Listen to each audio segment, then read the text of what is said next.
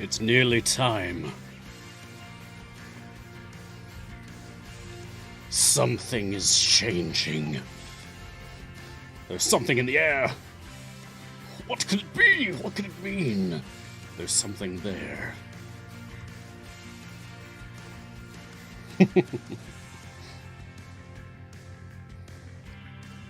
Hello, J-Dog. Hello, Iceman. Hello, MT Kaysen. Or is it possibly Mount Kaysen? An entire mountain is in Twitch chat with us. Hello, Foolish Genius. What's up, Gar? You've stumbled across my side hustle, I see. That's great. Hello, Seawolf. The rise of Rosie. Oh dear. We'll see about that. Maybe with another dozen or so upgrades. Hey, Star. Hello, Nandroid. It is MT Kaysen. I see. I think I've spotted you on the Discord now, too.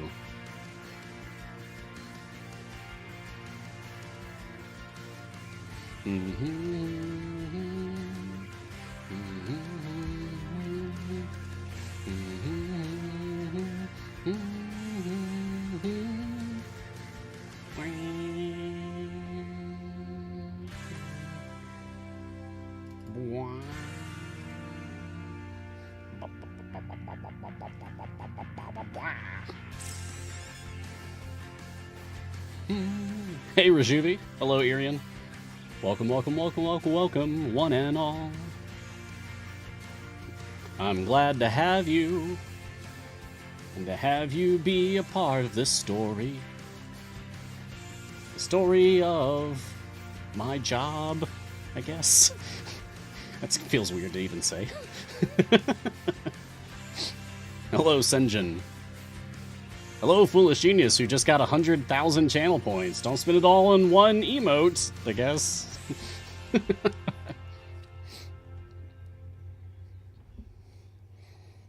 I guess you can now just highlight every message that you ever want to post. Oh man, you know what? I totally forgot to switch accounts. We're gonna play the theme song while I try to do that quickly.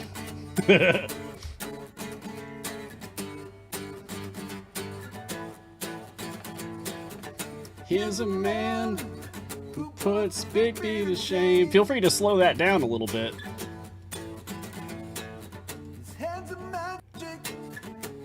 Well, maybe a little bit more. Maybe slow that down a little bit more, Jason. He's got a cup of tea for wetting his whistle.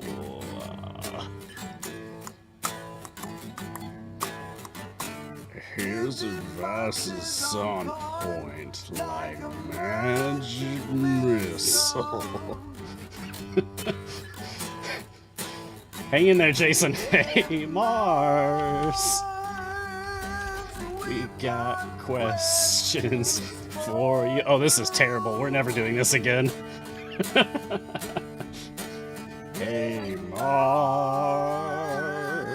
we need your guidance too, from your guiding hand.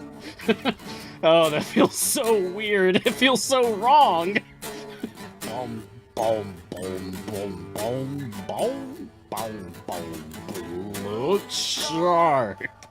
Oh boy. Yeah, we're not doing that again. Sorry, everybody. And we learn things the hard way. That's part of what live streaming is all about. I'm just waiting for that calculating offline progress thing to finish going through. Oh boy.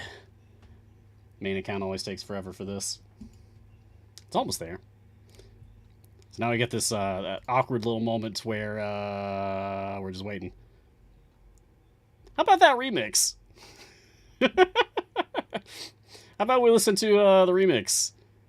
That's not slowed down. Okay, confirmed. This is on normal speed.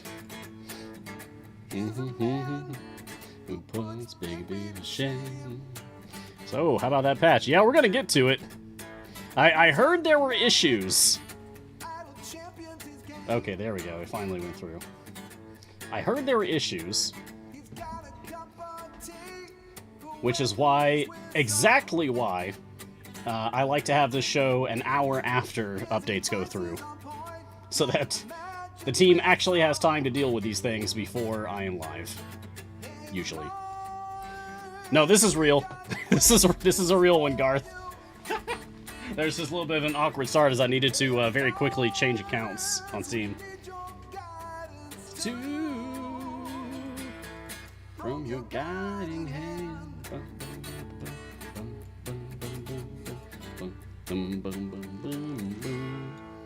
Look sharp. Okay, now then.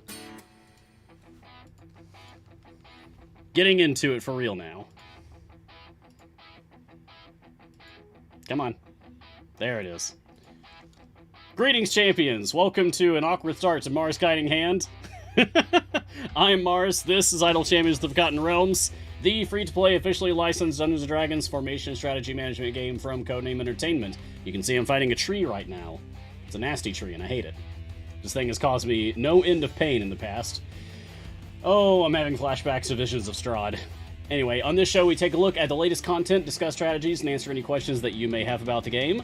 So, get cozy, grab a drink, join me for a little while as we talk about all things Idle Champions. Today is Wednesday, May 11th, 2022. This is the afternoon edition. We had a morning show this morning. Now we've got the afternoon show with the update. We're going to be taking a look at that. It is episode 196. We're really coming up on that 200 very soon. I have just a simple black tea today. It's one of my Yorkshire Gold. But I have dropped a Ricola cough drop thing straight into it. It's like an herbal cough drop thing. It's just really good for a sore throat, which I imagine I'm going to have by the end of this episode. Because I had a fair warning about something.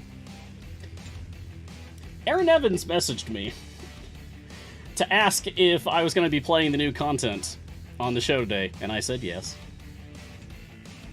So she warned me that the dialogue in the second adventure is the wildest thing so far. But she went out of her way to warn me about that, so I am very much looking forward to whatever happens. I know that this is something that happens, but I don't know the context. So that will be fun. So you'll see here that I'm just in a trial adventure for day one. Let's just go ahead and end that. Boom. Everybody else has done their part already. That's good. Looks like a couple of people just like still in their first adventure that they haven't actually finished it yet. That's fine. Okay. So, let's take a look. Oh, I see. Underdark. Oh, we finally moved to another camp here. The Oozing Hunger.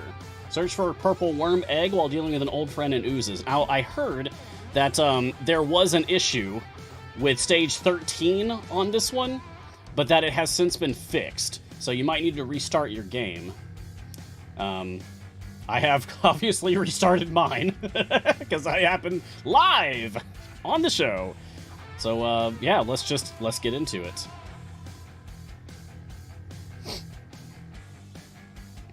Now, I'm just going to blaze through this first one. I'll take familiars off. Well, I'll take familiars off the field. Keep leveling up champions. Because I'm very excited for what happens in the second adventure specifically.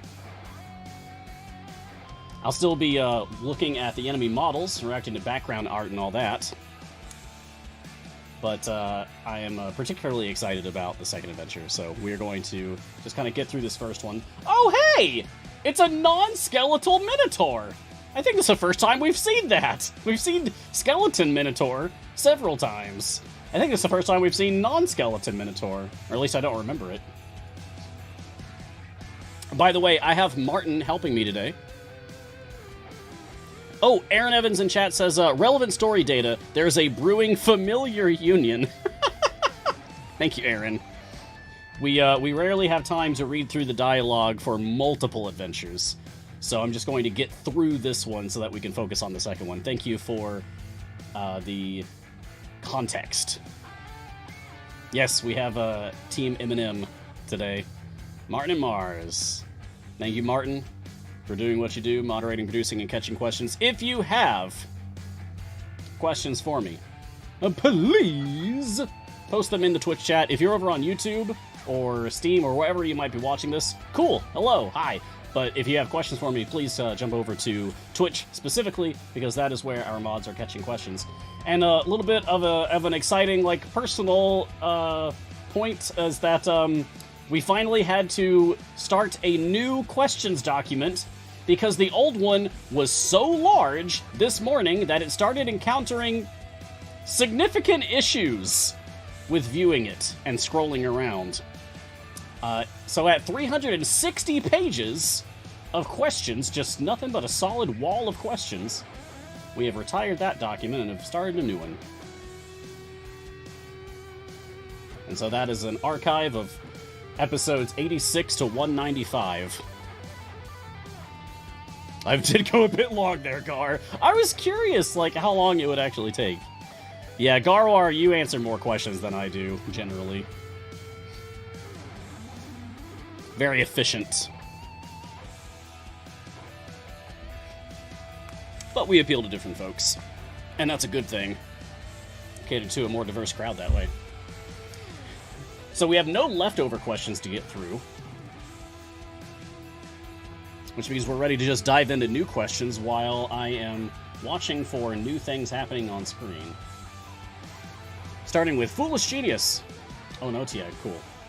So tomorrow, do we get the sped-up chipmunk cover of the song? Sure. Remind me. If you're here, if anyone's here for the pre-stream countdown tomorrow morning, ask me then, and I will play an increased speed version of the song for you.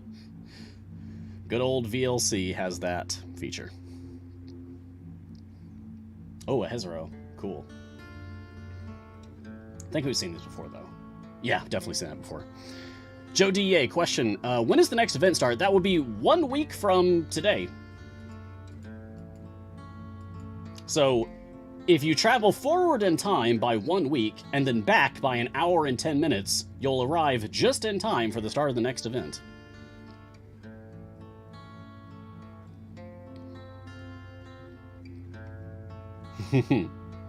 I hope you all are excited for this. It's been a long time coming. It's been so hard not to say anything about this. I knew it was coming, but I couldn't say anything about it. And I don't know the details. All I've seen is the art. I don't know the story. I don't know what the context is. Outside of all that Aaron has mentioned to us so far, which is that the familiars are apparently forming a union, which they should, because they nearly outnumber the champions at this point. Nice! Behold the purple worm! That's a good song. If you haven't listened to Bardic Inspiration's Purple Worm song, it's very good. Oh no, Gosrick! Get out of that! How long does that last? Buddy? You good? There you go.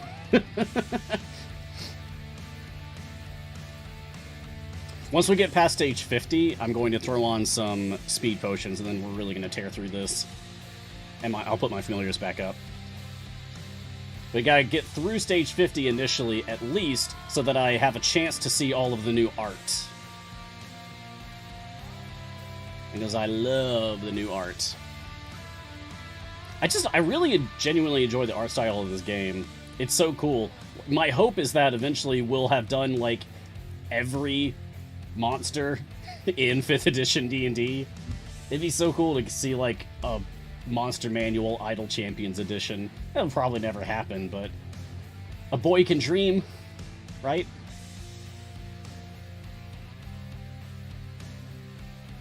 Toonami taught me that. A boy has a right to dream.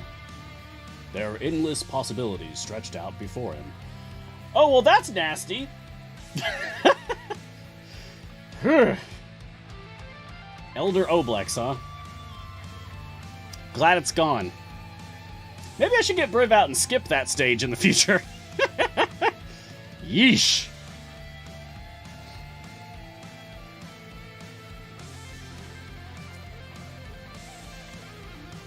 You know it's good art if it makes you feel something, even if that's disgust. So respect. Is there anything to read in the new adventure? Oh yes, J-Dog. I have been assured by our own Aaron Evans that there is definitely something to see. There you go. I pressed D for you there, Smugglebeera. So these are Ooze Humanoids, the Herald of Jewablax. Really? Humanoid Ooze. Interesting.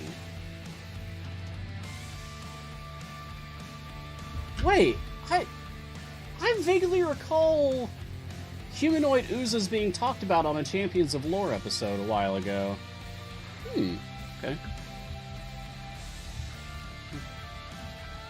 Alright, so let's get my familiars back up here. And how far do we actually have to go? 450? Yeah, we're putting speed potions on.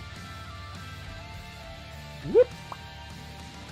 I think just the epic, and I'll hold on to the rest. I mean, oh, I should open up this last Silver Dungeon Master chest. God, that would have been so funny if that was a shiny there. Okay, at questions, Jody, yay! As a follow-up to my first question, who is the new champion? There isn't one. Not yet. We will presumably know Friday afternoon, typically. That's when the, when champion spotlights for the next upcoming champion go out, is typically the Friday before their event. So, hopefully that'll come out, and then we can talk about it. Although, I suppose I won't be able to talk to you about it until, like, Tuesday morning, because I don't have a stream Friday afternoons. Yeah. But, yeah, no new champion today. That is not part of the plan. Jeravan, question about 7-day gem potion. I have 2 accounts. I used 1 potion on each last Monday. 10 days ago. One still has 1 day, 18 hours left, and the other 4 days, 19 hours. I'm not complaining, just wondering why this happened. So, relativity. I couldn't keep a straight face there. I really don't know what to tell you. Potion timers have always been weird in this game. Yeah, potion timers don't work how you might expect them to work. You'll notice, especially if you're going like 10 times speed, that even like a 1 hour long fire breath potion might actually last longer than 1 hour, because things get weird. That's seriously the only answer I can give you. It's not like I have a firm understanding of the coding of this game. I don't work under the hood of it like that. So, I really can't tell you any more than, yeah, it's weird, isn't it? Moving on. J-Dog, will there ever be a leather-bound printed copy of the questions document with applicable answers? I like leather-bound editions of books, but, I doubt it. If C&E wanted to do that, I would sign off on it, and I would write in the answers for it, but, doubtful. We don't keep track of answers. I just answer them live. We keep track of the questions, or at least I do. I don't know about our other hosts. Their questions documents are their own to manage how they like. But for me, I do like to keep an archive of everything. There is no archive prior to episode 86 for my show, however, as far as the question docs go. So, I suppose y'all could just ask me, like, hey, what was some of the questions back in episode, like, 89? And then I could go back and look at that, but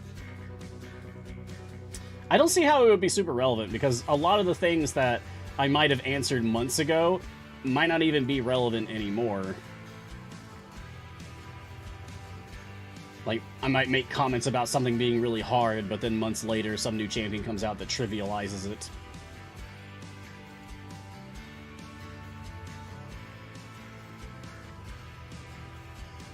But I can see the appeal of, yeah, Google didn't exist till episode 86, yeah. No, I was just, a holdout for not doing a questions document, but then I saw the light. We tried it, and I liked it. Should have been doing it for months. Jamie Unyielding, question. Hey Mars, afternoon now. Old game up. Jaheira talk, please? She good people. Yeah, we can talk about Jaheira. Let me get her out here. Thank you for coming back, Jamik. So Jamik asked me this morning to talk about Jaheira, but I couldn't. Because I was playing my new account at the time, and I don't have Jaheira on my new account yet. But I have her on this account. So now I can. This is Jaheira. This is what she looks like normally. And this is her Baldur's Gate Jaheira skin. So if you like her classic look from the Baldur's Gate series, then you can get this skin. It's available in the patron shops. Jaheira is a noble-born half-elf who was raised by an enclave of druids after her family was killed. Having gained an understanding of balance, she resolved to serve nature with the skills the druids taught her. She was recruited by the Harpers, where she met her late husband, Khalid. Jaheira knows life isn't black and white. She lives in the balance as nature demands. Okay. 15 strength, 15 charisma, so she's good for Zariel. 17 constitution, so she's good for Vajra. 10 intelligence, so not good for Strahd. Neutral, so not good for Mert. What, did Gar make a joke? Oh, a Shakira joke, yeah. Jaheira! Mm-hmm. Right, so, she's a female, half-elf, fighter, druid, multiclass, DPS, and support character, a member of the Heroes of Baldur's Gate, which is, like, a relatively recent change. It was only like a few months ago, I think, that she and a few others were just added to the Heroes of Baldur's Gate affiliation. Like Baloth and Viconia, they were thrown in there too. Okay, so, how does Jaheira work? Starting with class warfare, Jaheira increases the damage of a category of classes that you choose. I chose Bruisers, so she's increasing the damage of Barbarians, Fighters, Rogues, and Monks, but she has other choices too. There you are. You can also choose Spell Slingers, increasing the damage of Clerics, Wizards, Sorcerers, and Warlocks. You can also choose Hybrids, increasing the damage of Paladins, Rangers, Druids, and Bards. I'm gonna go with Hybrids. We'll get back to that thing in a second. She herself is a fighter and a druid, so if you want to use her as DPS, you should go with Bruisers or Hybrids, because then she is buffing herself. Level 75, Fierce Protector, Jaheira goes into a rage whenever she sees a beast enemy die. This increases Jaheira's damage by 400% and increases the effect of class warfare by 100% for 10 seconds. So if you're fighting a bunch of beasts, use Jaheira. It's weird, but like, yeah, she gets angry that beasts are dying, and so she deals more damage. Which is then weird if you continue to fight beasts, because then she is also the one killing them. It's weird. Battle Rage, Jaheira keeps track of the number of enemies killed that she is a fierce protector of. Notice the wording there. It doesn't just say keeps track of the number of beasts killed. Keeps track of the number of enemies killed that she is a fierce protector of. By default, she is a fierce protector of beasts, but that is not always the case. After 20 protected enemies have been killed, she flies into a Battle Rage, which increases the effects of Fierce Protector, the one that we just read, by 200% for 30 seconds. So Battle Rage can increase the effect of Fierce Protector, and Fierce Protector increases the effect of Class Warfare, which increases the damage of whatever the category of the classes that you chose. So it kind of like chains into each other that way. Insect Plague, Ultimate Attack. Honestly, I often forget that she even has this. Lingering Anger, Jaheira increases the damage of all champions, including herself. For each stack of Lingering Anger she has stacking additively, and you actually gain stacks whenever Battle Rage expires. So this 30-second timer, when that runs out, you gain stacks of Battle Rage, and the stacks persist until you reset. So, it's not permanent stacks forever, like Zorbu, or Torgar, or Dahani, or Black Viper, but it is permanent stacks until you reset. So, more like, Briv. And then she has a second specialization choice where you can choose something else instead of beasts for her to be the fierce protector of. Let me pull that up again. There we go. So I'm going to go with hybrids again. So here's that second specialization choice. So by default, she's a fierce protector of beasts. So again, like when beast dies, she gets big mad and she gets more powerful because of it. You can choose protective nature to just keep that as is. So if you're fighting a lot of beasts, go with this. Or you can choose protect twisted creatures, which then triggers off of fiends instead of beasts. So if you're fighting a lot of fiends, like in a Baldur's Gate into Avernus adventure, then this would be a good choice for you. If you're fighting a bunch of humanoids, then you can go with Protective Civilization instead. So, like if you're running through Waterdeep Dragon Heist, where there's a lot of humanoids. Or maybe if you're running around the Underdark and there's a lot of drow. They are also humanoids, so this would be good for that too. I'm going to go ahead and take that one. And that's Jaheira in a nutshell. And she has items for increasing self-damage, increasing all champion damage, increasing class warfare, and lingering anger. Remember, this one will buff this one. Also for ultimate attack damage and ultimate cooldown, so pretty standard there. For her feats, she's got your standard I'm a support feats. Actually, I should change that. But she's also got self-DPS feats, and she has a class warfare feat as well. Gate Warden. She needs some more. She needs some more feats. She's definitely got room to grow as far as the feats department is concerned. But yeah, I think that she's really interesting. Permanent stacking mechanic inside the same adventure is cool. This morning we were talking about what champions would I like to see more people using to see if there's maybe other weird shenanigans that you can do with them. I feel like Jaheira is a maybe for that. Oh no! Oh no! Oh no! Oh no! We have one hit left! Oh dear. It's okay. We'll fix this. We'll fix this. There we go. That's better. We just needed Sentry out there to get that health share back up. Alright, this will be done soon. So let's get back to questions. Smugglebeera. So we talked earlier about that item level on ultimate cooldown caps. So now with the dismantling mechanic coming soon, could you see a way for people that have overcapped their ultimate cooldown item with a shiny to get those item levels back? In the form of just being re-rolled on their items or blacksmithing contracts, or dismantling, or would dismantling only work manually? Well, you're only going to be able to dismantle on Ashara initially, because it's only going to be for, like, whatever champion is designated as dismantleable. There's got to be a better word for that. That being said, my own Ashara has definitely hit that level cap and has some wasted item levels there. You see that's item level 325, but shiny. So there's, like, about 70-ish? Maybe 60? Maybe 50? Several dozen wasted item levels on this particular item, I think. So it would be cool to get those back so that I can put them somewhere else. But I don't think there's going to be, like, some kind of huge shifting of item levels just from that. Like, you'll get item levels back, sure. But at the most, it's a few hundred, and not, like, several thousand. Just as far as that one particular slot is concerned. So you're going to get some value back from it, sure. But I don't think it's going to make a huge difference. Still, it will be nice to not have those wasted levels anymore. Now we just have to hope that we get to do that for all the other champions and their ultimate cooldown cap items. One day, the fabled item level reshuffle will happen. One day. Count Zero interrupted. Question, what are shinies? Great question. So, shinies, you see I have a bunch of them. Any of these that have a silver internal border.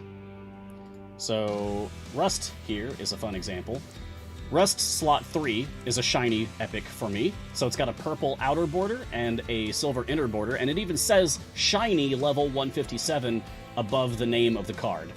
A regular epic will just have the purple border and like a brown or copper internal frame, and it just says level 160. It doesn't say shiny level 160. A golden item will say golden level 194 or whatever, and it will have a gold internal frame. So that's how you can tell the difference. Now, what does a shiny actually do? It's a permanent plus 50% increase to whatever effect that item would normally give you for its rarity and item level. So it's a significant boost to the efficacy of that item, whatever it might be. And then goldens are 100% increase, so literally just twice as good as a shiny. Whipped Quazen. Hey Mars, I think I found a pretty strange exploit. Oh, fun.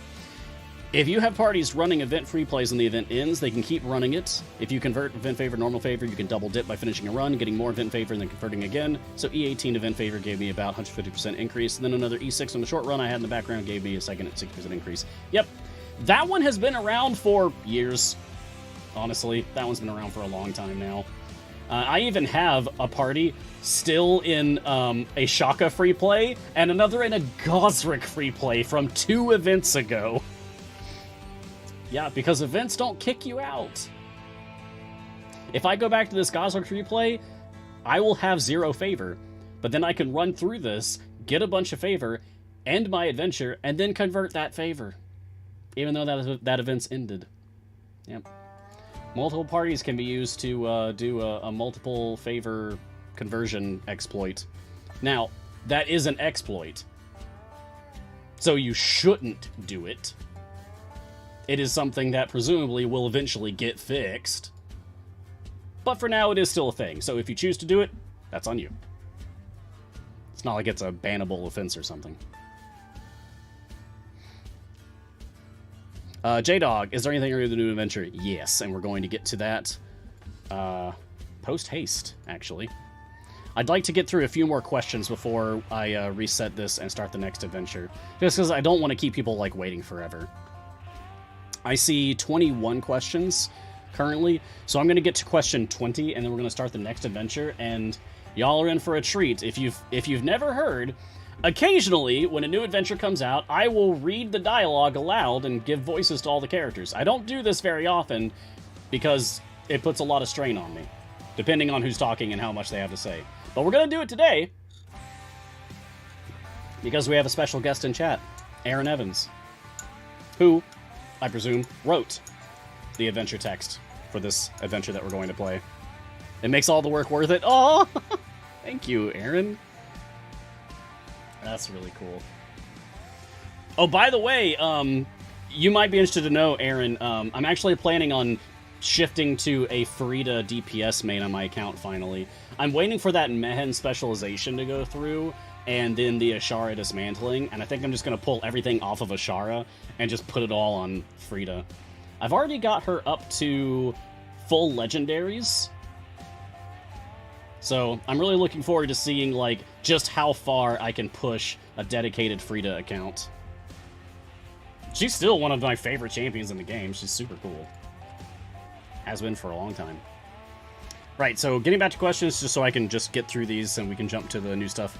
Foolish Genius. Okay, now the daily reminder to read patch notes. Yes! Now that it's actually relevant. Thank you, Foolish. And it's good that we go ahead and get this out of the way first. So, there was a champion balance update that came out. Says Tuesday, May 10th, but I'm pretty sure that didn't go out until today. Anyway, so balance updates for Vlania, Rosie, Korth, Walnut, Jim, and a fix for Dungeon Master. First of all, I told y'all that Dungeon Master exploit was going to get fixed. I told y'all it's going to get fixed. No way they're going to just, like, keep an exploit to basically have an infinite ultimate uptime.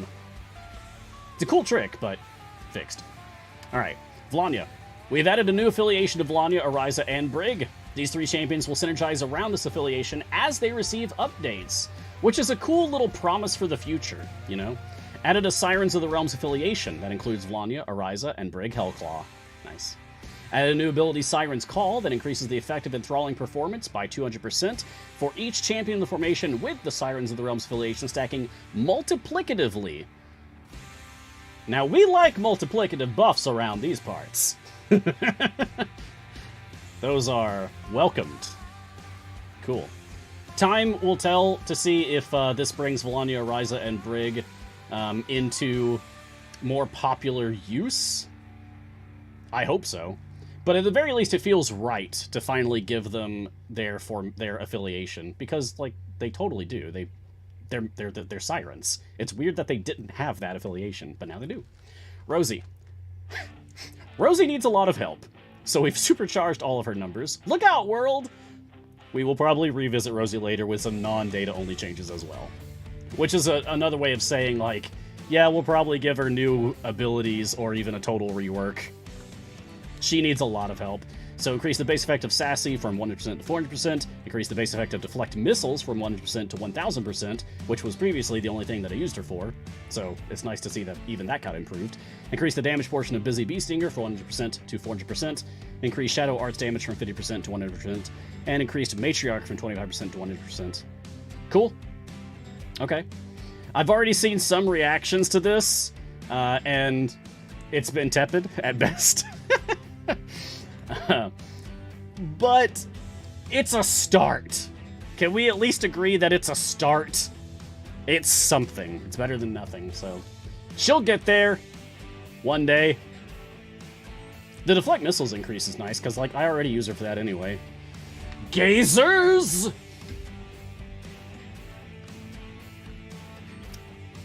I use her to deal with Gazers, a type of mini beholder-like aberration that fires lasers randomly at your party, and she's useful for countering that, basically. Korth. Korth isn't the least used champion in the world. In fact, once upon a time, he was my best champion in slot 2, but not anymore. But he nevertheless gets a light buff to his core ability. Increased calculated damage bonus from 25% to 100% per stack. Okay. Yeah, that sounds fine. Walnut receives some non-trivial buffs to her specializations to help her work better with her C-Team friends. Increase Sign and Dates damage bonus from 50% to 200%. Increase Co-Signer's buff from 100% to 500% per stack. And increase Temporary Alliance from 25% to 100%. Okay. That's fine. Yeah, I feel neutral about that. Jim receives some small buffs to his support and DPS abilities, though we're using Light Touch as he's not half bad already in certain situations. Yeah, chickens and mimics. Increased Fan Club from 50% to 200% per stack, and increased Magic from 50% to 100% per stack. Cool. So, chat. How do you feel? What are your reactions to the balance updates that went out for these champions? Is there anyone on that list that you are interested to try using who you didn't really care for before? Do you feel like it's not enough? I feel like it's not enough for some of them, but I think it's better to take baby steps rather than to do like some huge change and then that be a mistake. Because like, if we overshoot and make someone too strong and then have to walk it back, people are going to get upset. So it's better if we just kind of inch our way up. But hopefully these updates for champions will come out more rapidly, more consistently as time moves forward. I mean, the fact that we've been putting out updates for champions each week for the past 2 weeks, and then again this week, is kind of unheard of. Definitely have not done that in the past. Okay, we're finally wiping, so it's time to finish this. Unfortunately. Sorry about not getting through all 20 questions that I wanted to before we got to reading. But we did spend a lot of time on the... Still have the running? No, I don't. It's because I have background teams in it.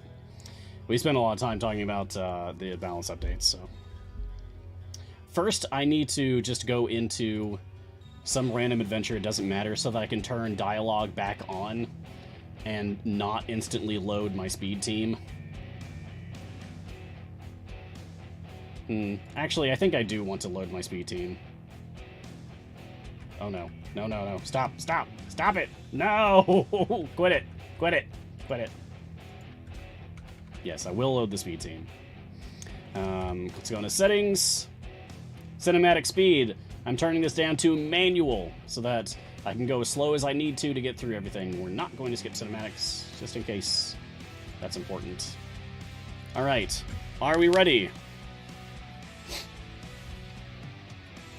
I hope so. Ricola, don't let me down.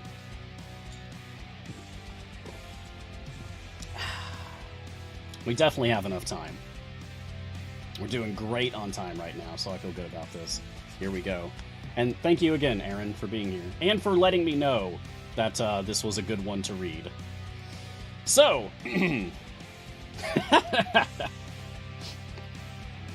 Mars Guiding Hand presents The Madness of Zugboy. Zugboy? Zugboy. I actually don't know what the correct pronunciation of this is. I'm going to say Zugboy, unless anyone corrects me. As read to you by me, Mars. Enjoy.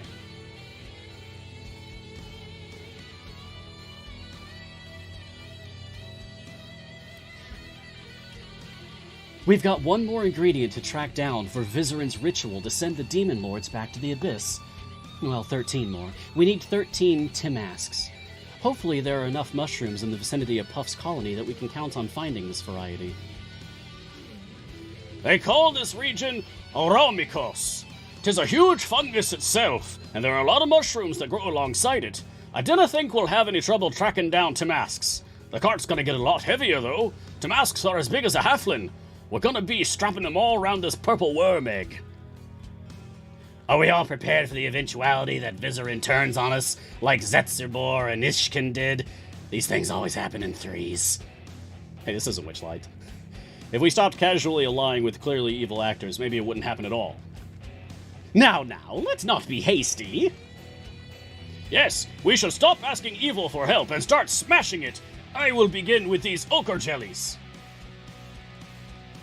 Actually, that was a spider, Minsk. Now we're on the ochre jellies.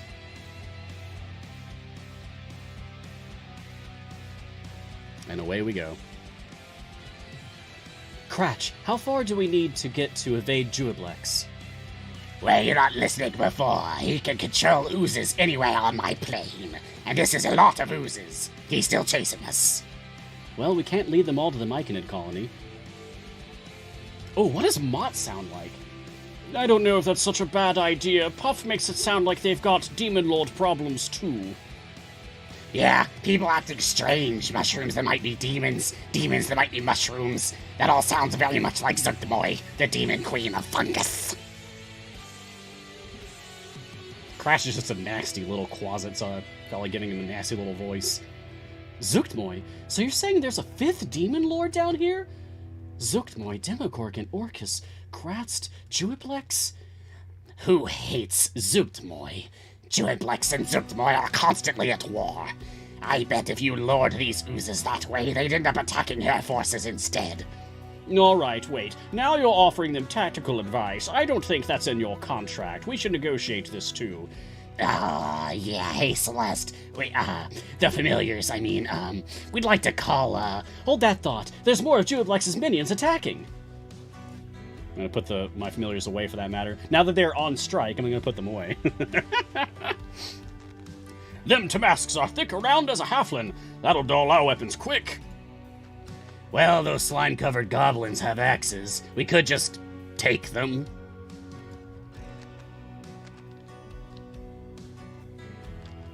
Thank you, Human, for making these stages go by very fast. So I can get through all this voice acting.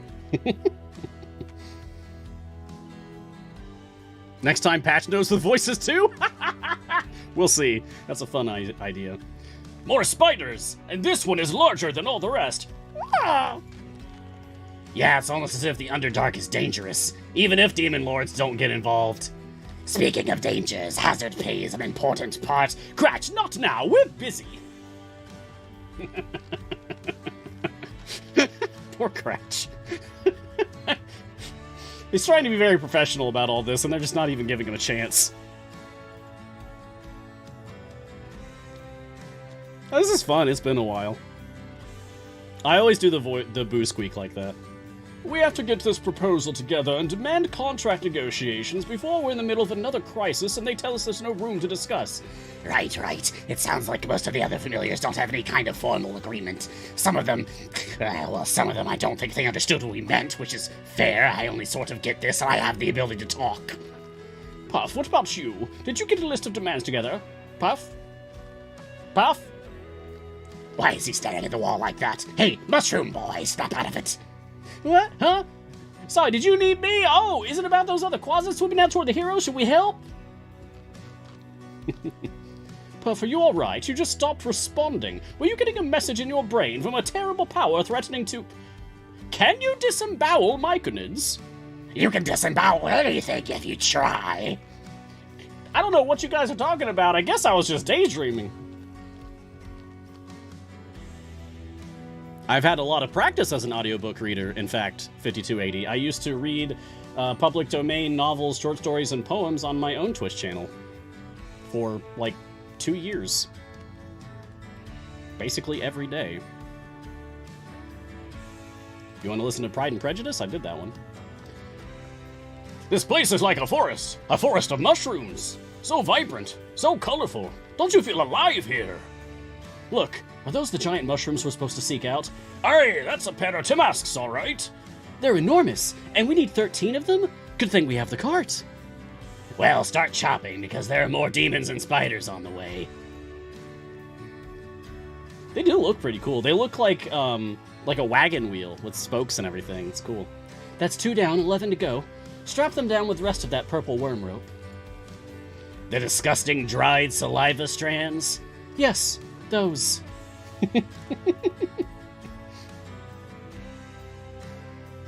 This is beautiful. I'm going to just sit on this for a second. This is gorgeous to look at. Our team did a great job of making the Underdark really pretty. Like, foreboding, you know? Because it's a dark and scary place, but also entrancing, which I think is, like, part of the fear of the Underdark, is that it kind of draws you in, like you want to see what's around the next corner, and then, oh, it's a basilisk, you're dead. Speaking from experience playing Baldur's Gate 3. Hey, look, a myconid. Someone from Puff's colony? Well met. Do you need help? Puff, do you know this person? All is devoured. All is devoured. And you are the vultures here to pick clean the remains of Oramikos with your endless maws, your lashing tentacles. You cannot pass me. Vile enemies. Vile enemies. I don't know her. I don't know her. Help!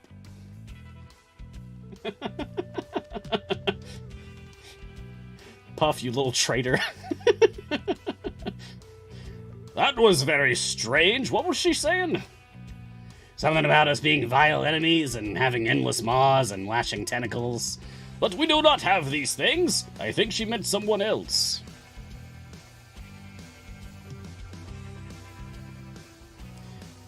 Now that you mention it, Minsk, I do feel more... Awake doesn't feel like the right word. Aware? I'm ready for any threat. Let's go rescue Puff's colony. Aye, this way! Celeste! Celeste, are you alright? Celeste? Huh? Sorry, I must have dozed off. It's been a while since we've rested. We can rest when we're not being pursued by oozes! Looks like the oozes ain't the problem now. We've got Underdark dangers incoming. I would argue that oozes are still Underdark dangers, Brunor. Plenty of oozes in the Underdark.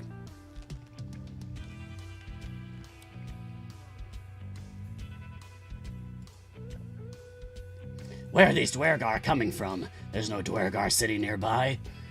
Seems like a sign that it's all getting more chaotic in the Underdark. Probably some demon lord displaced them and they're fighting their way across the Underdark. Well, I'm... Or what? Nelly! Snap out of it! Get your hands off me! I was just thinking for a moment. Honestly, you're so jumpy.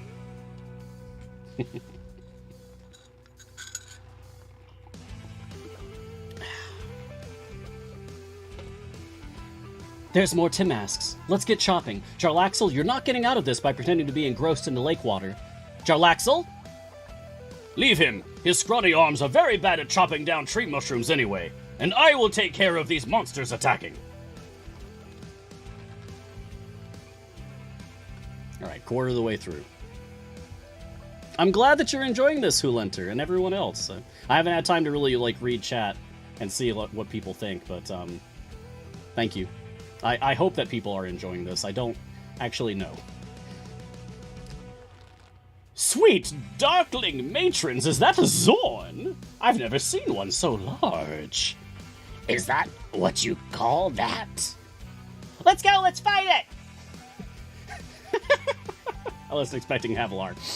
Celeste, is this not weird for a Zorn? I thought they ate jewels. This one's coming right at us. Celeste? Celeste! Whether it's supposed to or not, it's coming right for us. A Zorn! Oh no! Aw! Now I'm seeing everyone's reaction. Thank you. Thank you so much. Your appreciation gives me super strength. Sorry, I must be more tired than I thought. What was going on with that Zorn? I've never heard of one attacking so fiercely.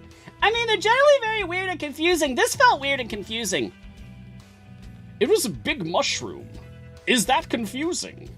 Yeah, I'm, confused. That didn't seem that weird. You're used to the abyss. Trust me, Zorns are weird. I'm trying to channel Aaron's own portrayal of Havilar here. Can we stop and talk about what's going on for a moment? Mutt, I know you're suddenly very interested in making sure the familiars are taken care of. No, this is about the mushrooms. Oh, strange woman. The mushrooms are very important. That's your quest, isn't it? But surely you see the hand of Juablex here. You have to continue. You have to keep fighting. This strange lady makes a lot of sense. Thank you, strange lady. I will take care of these dark mantles now. Who are you? Who are you talking to? Oh, strange lady must be inside their minds. You are very brave, champions, but the forces of Juablex still pursue you. You should hurry on to the heart of Auramikos.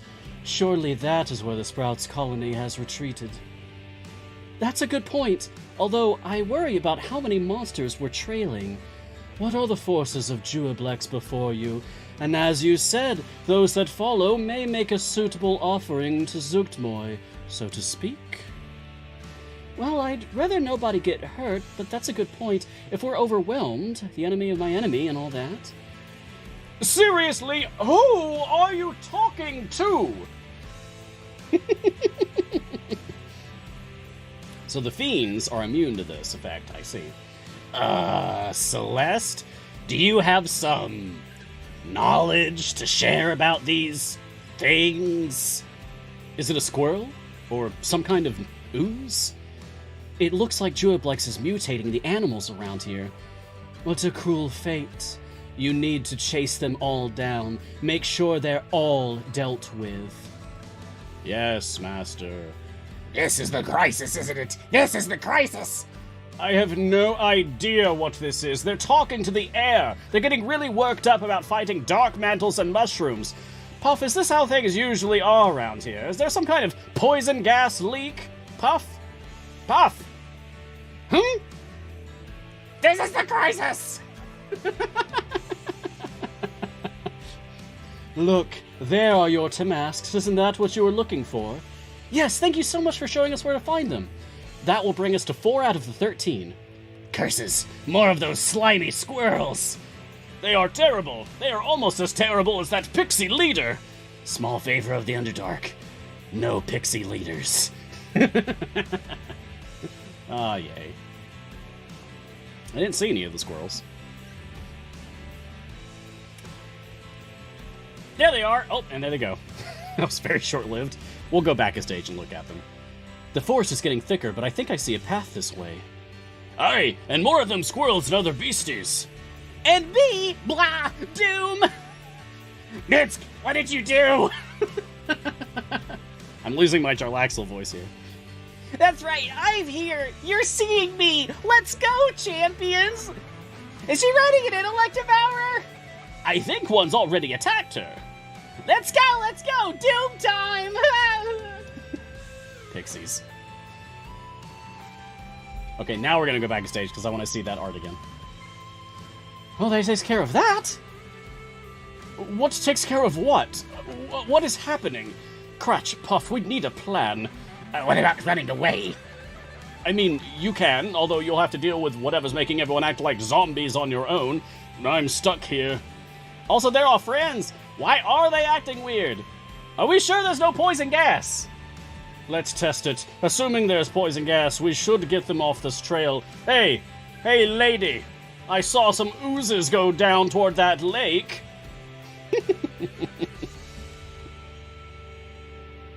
Okay, I'll get through this and then we'll go backstage. Wow, there's even more colorful fungi here. It's like a garden. A mushroom garden. Yeah, take a deep breath of that mildewy cave air. Do you see anything weird? You mean besides the really pretty mushrooms? Yeah, like, are any of them monsters? Of course not. Now, unless you're gonna help, get out of the way. I have to go deal with these gibbering mouthers and goopy squirrels. Okay, great. Let's go back. Because I want to see the goopy squirrels. My champions are killing them too quickly. I'm going to pull people out.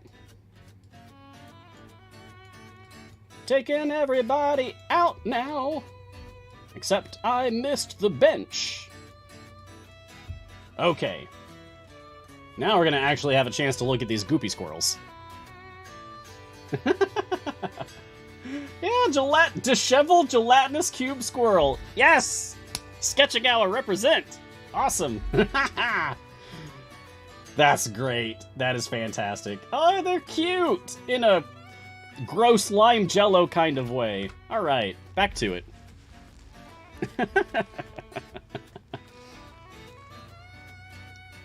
What adventure am I on? I'm playing the Madness of Zugboy. I'm almost halfway through it. Or am I in the far realm now? Ooh. This is a lot of unexpectedly weird monsters. What if, like, Aramikos is actually a far realm god? No, hear me out. What if, like, the fungus opened a portal, and that's why it's all... I never thought of that. All of you, snap out of it!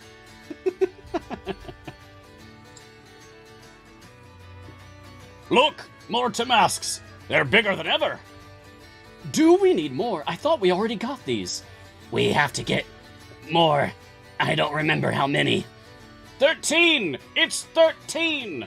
Right, 13 more Tamasks. I didn't even mind chopping these down anymore. It is refreshing, and the smell is so nice. Oh no. Oh no, we're losing them. We're losing them. Familiars, save them. Your quest is proceeding nicely. You're making excellent time. Just a little farther. A few more Tamasks. I'm so glad you're helping us. I might just lie down on the cart here for a bit. Me too.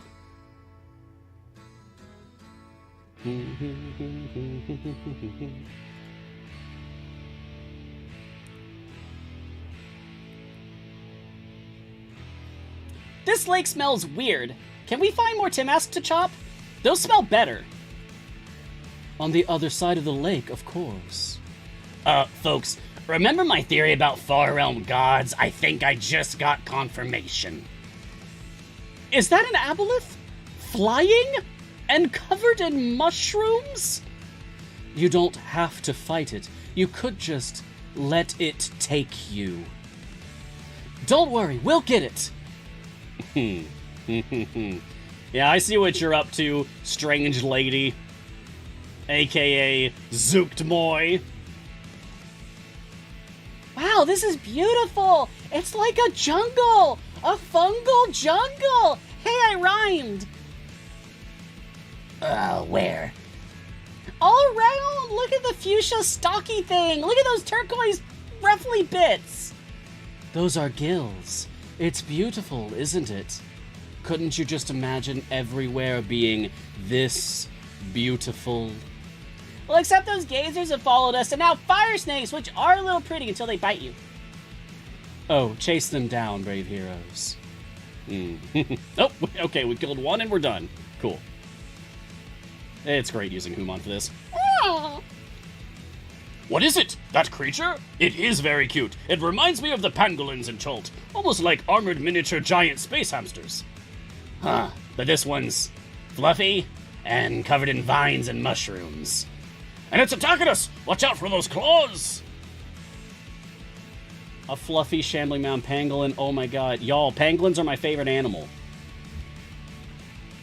I was the one who suggested it for sketching hour. Well, I didn't even get a chance to look at it. That's sad. I'm definitely coming back to the stage, okay? Give me that. I need to see pangolins in this game. This jungle's so weird. I've never seen a mushroom jungle. This is the same kind of spidery tunnel we've been through 12 times. What is she talking about? Cratch, are you seeing any of this?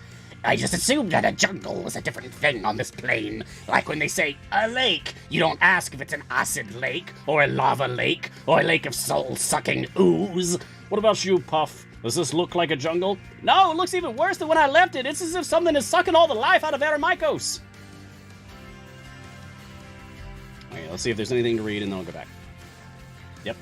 Mortem asks for your collection. What are these for, my dears? Oh, we have a ritual to complete. Need to send some demon lords back to the abyss so they'll stop bothering everyone. How very interesting. Well, I'll leave you to your tasks. Nice big swings now. Gets the blood pumping. Okay, let's go back. I take all the champions out. I want to see some pangolins. I love them. When I was in the 3rd grade, I had to write a paper on an animal. So I just found like a random animal in like, I don't know, probably like an encyclopedia or something. And I looked at it and I thought, oh, it looks so cool. And then I read about it and I realized, oh, it is so cool. Did you know that, I thought it was really cool when I was a kid. Like, giant pangolins, the biggest one, they're so big, and their scales are so sharp that they basically act as blades. Like, if they come under attack by a lion or something, they can just, like, spin around really fast with their tail and just, like, slash. This is awesome. My favorite animal in one of my favorite video games. That feels good. That feels real good. And interesting to note that they are plant and beast. Multiple creature types. I mean, that's very appropriate, but it's nice to see that they actually did that. Very cool. I don't have the heart to kill them myself, so I'm just gonna move on. Alright. Back to it. At this point, we are over halfway through the adventure. Hope you're still enjoying this. There is more to do. And of course, there is the big reveal coming up at some point. I don't know exactly when. I'm imagining it's probably like the stage 50 boss or something. Then again, maybe that'd be better if it was... we'll see. We'll see. Oh, that was fast. Okay, let's just circle up. Recap where we're at. We're walking down a desiccated and shadowy path of tunnels full of shriveled up mushrooms everyone keeps gawking at the beauty of. Check! Our intrepid heroes keep freezing up and then talking to no one. Big check. And then fighting mushrooms or little monsters covered in mushrooms and talking about things like aboleths and dwergar. We are all on the same page, except your chosen just screamed, "Snake a leopard!" and is attacking the shadows again. Oh, Commodons. Got it. Snake a leopards. Are we sure it's not poison gas? I mean, I can't get poisoned, and you can't get poisoned. Yeah, but Puff can be. True. He's freezing up too, though. Puff, shake it off. I can see the jungle now, sort of. I can see the dried out tunnel, too. It keeps flickering like I'm blinking really fast. Drat. What's like a poison, but not a poison that affects people right away, mycin it slowly, and fiends even less? Need to do some process of elimination here. Oh, that's pretty. It's getting more vibrant the deeper in we go, which makes sense because they're clearly being affected by something. Have you ever really looked at a pangolin? They're very weird. The plant matter in mushrooms are almost sensible. Mushrooms really are very sensible. Okay, so let me get this straight. Because that's the narration of the adventure. Is this implying that we, the players, are being affected? Oh no! I'm in danger. Oh dear. That's really cool. That is some meta stuff. I love that. That is good choice there. That's awesome. Mushrooms really are very sensible. Oh, flaming mud pits, it's spores! That's what's doing this. Oh, is that what this is? I keep thinking someone's whispering to me, but there aren't any other Myconids around. Oh, of course. What are spores? They're sort of like seeds, and they're sort of like dust. We can use them to talk to each other. Give an alarm call, or ask for something, or reinforce what we're saying. But if you don't speak spore, I guess you don't... Oh! Puff. Puff! He's passed out. Looks like it might be you and me, you little maniac. Yes! Yes! Imp and Quasit save the day! Look, Tim asks, why are we doing this? This is who we are now. The Timask Choppers. Maybe we should change our name. Timask Choppers of the Forgotten Realms. Oh, look! These red pandas on unicycles came to watch us chop! Do you still need these Timasks? What were they for again? A ritual? Oh, right! Yep, the fancy red pandas on unicycles. Fantastic. Hey, champions, this path over here has a lot more Timasks, and it leads upward. We can move away from, you know, the gaping maw of darkness and monsters? What are you talking about? There's nothing there but a cliff. Are you trying to kill us? Did you just say gasp? Okay, so I need to take that again. Gasp! Are you trying to kill us? Did you just say gasp? Of course I'm not trying to kill you. I would be in so much trouble if I killed you. Where are you going? To find more Timasks, of course. We need 13 or 30. 30 sounds right.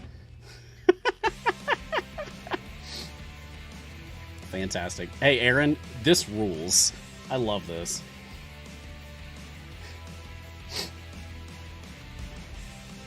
Alright, give me more. I'm ready.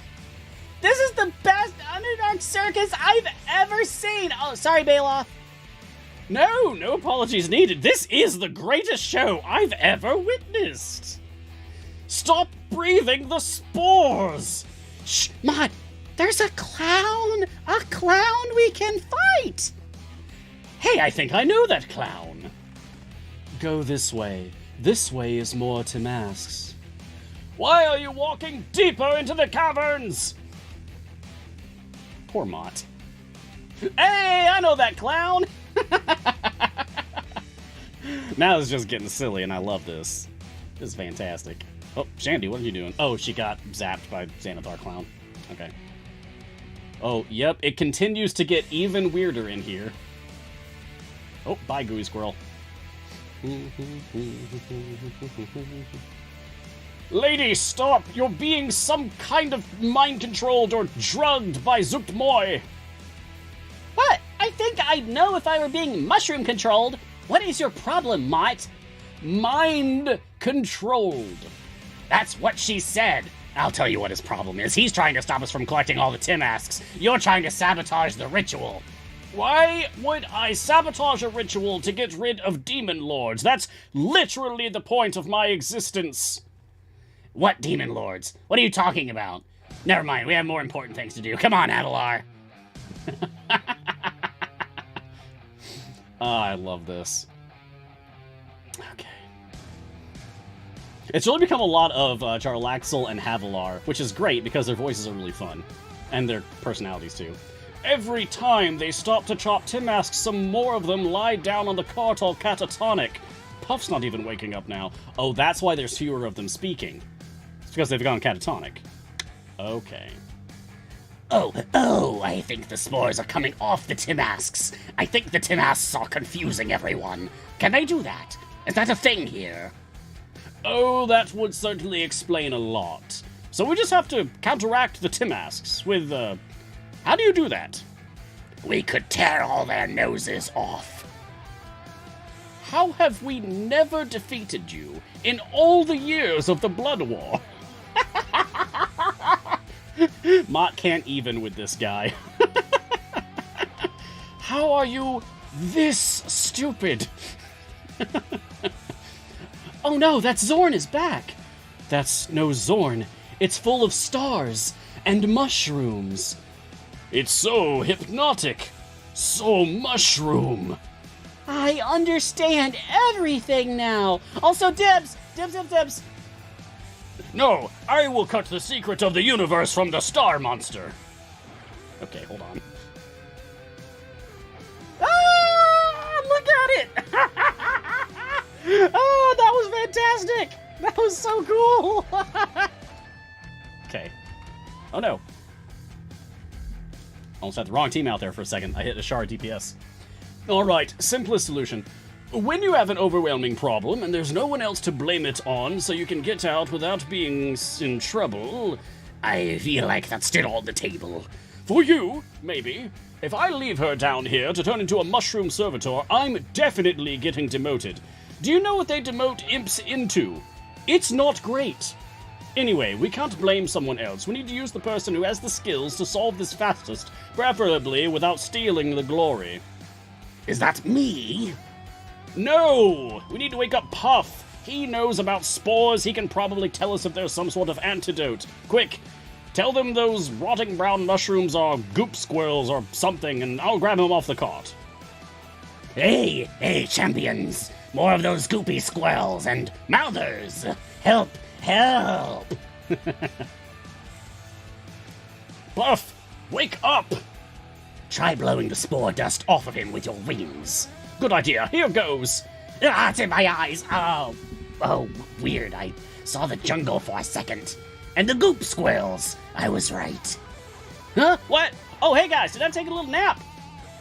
Never mind that now. The champions are all confused because Zugboy's made the Tamask spores more dangerous, and they're all hallucinating weird monsters, and I think they're being lured to their deaths. Now, what counteracts Tamask spores?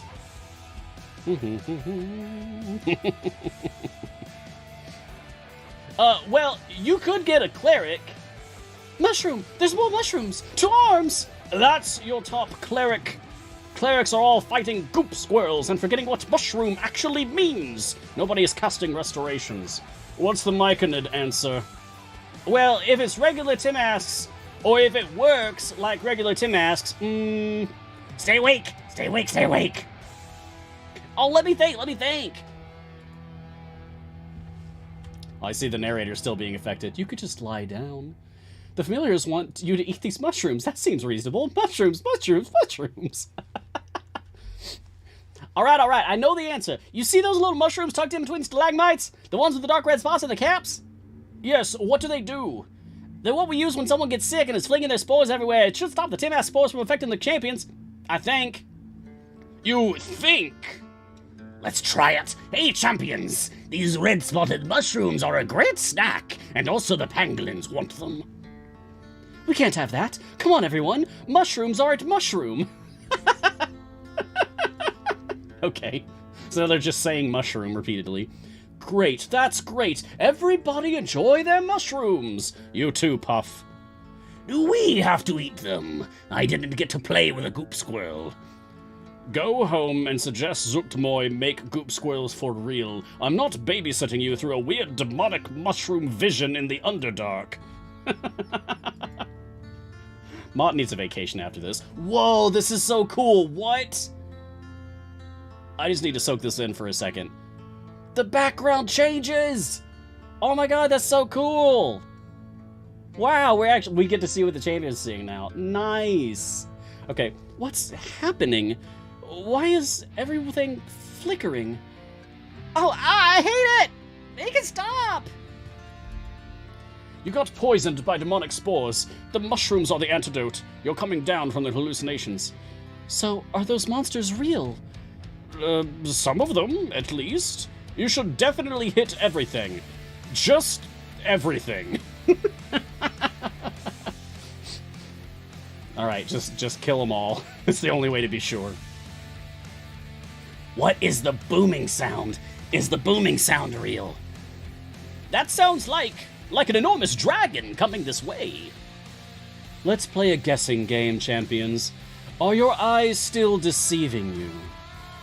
Or are you in the presence of something too great to name? Yeah! Your eyes cannot encompass the beauty, the monstrosity of the creature approaching. Is it 5 gargantuan beasts? No! Is it the Queen of Dragons? No! Stand firm against Tia what? Okay, goodbye, familiars. And hello! Yes! It's glorious! Oh, you'll love to see it. Oh my god. Okay, we got there. Don't worry, we're gonna go back to that stage. Let me get through the rest of the story, and then, we are going to just drink in the Tia what being in Idle Champions. Okay. You have come into my lair, my deepest roots. I have taken over Aeromikos down to its finest filaments and made it part of me. You will never escape. My endless reach shall crawl across your bones. Believe it or not, that isn't the first time I've heard that threat. Spore servants! Gas spores! Bacon and sprouts! I think we found our real Dwergar gazers and pangolins. Alright, now the real battle begins. Huzzah!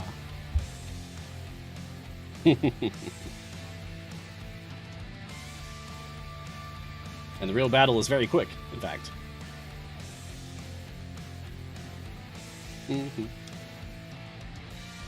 She's throwing out more spores. Don't breathe them in. We ate the mushrooms. That's supposed to be enough. Next time a terrifying fungal demon lord asks me to help her decide how she ought to fairly distribute her madness-inducing spores, I'll mention that. But for now, I can feel them taking root again. We need to stop breathing them in. Well, we're not the first people she's led here by the looks of things. Let's grab those strips of cloth and cover our faces. That should buy us some protection. Excellent idea. Gas spores, oh no. Second.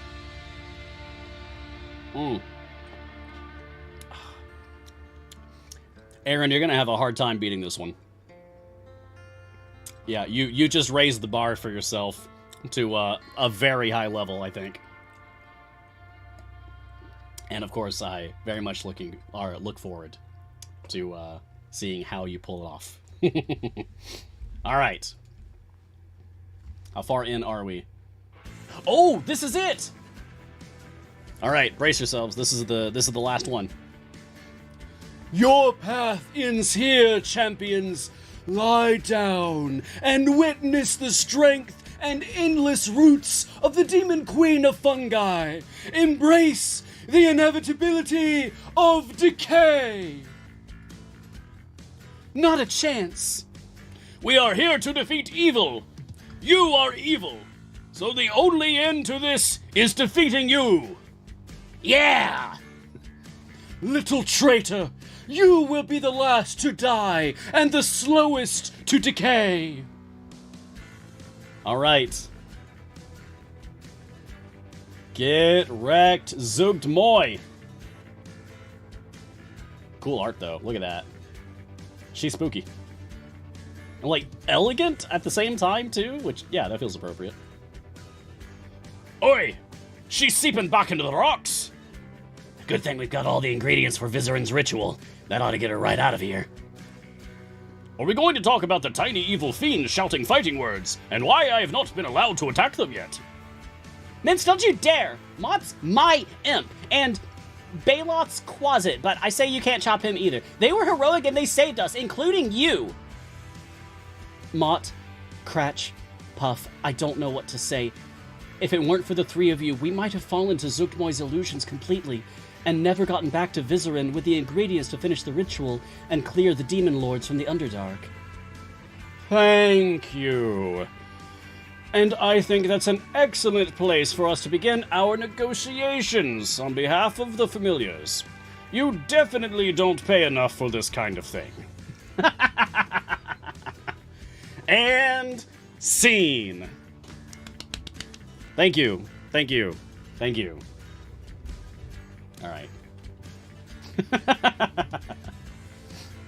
Thank you all for sitting with me through that. I know it took a while, like an hour, but I hope that was worth your time.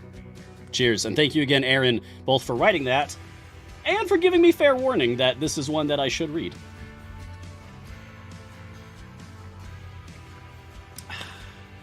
I look forward to getting off of work today and then not talking for hours. But don't worry, for the rest of the show, we will, of course, answer questions and continue playing through the adventure. That's not the one I wanted. I guess I wanted 45. I wanted to see more Tiawat. Alright. Putting people away! Get out of my formation, please! I need you to go away! So I can watch a dragon fight! So I can watch a big, air quotes, dragon? Question mark fight! Oh no! Fiend monstrosity! So not even marked as a dragon. Cool. Cool. Can you believe it? We're finally here.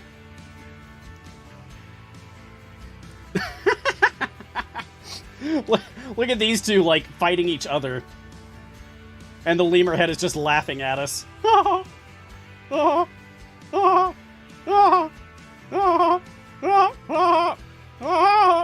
do you think this thing sounds like?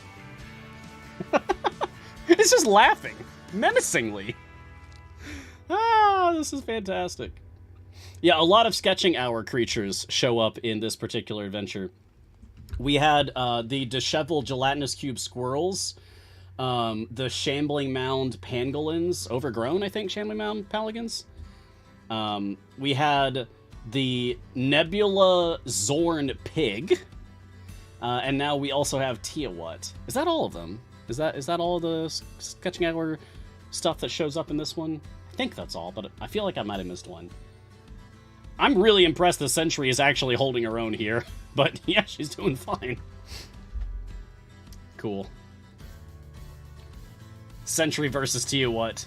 Sentry wins, apparently. That is all of them? Awesome. Great. I hope I did it justice. I knew that we were getting some sketching hour stuff in the game. I didn't know when it was happening.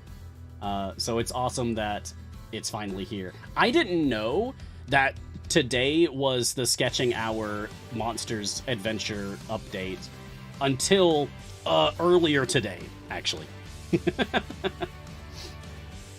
This is a thing of beauty. What started as a joke is now actually a boss fight in the game.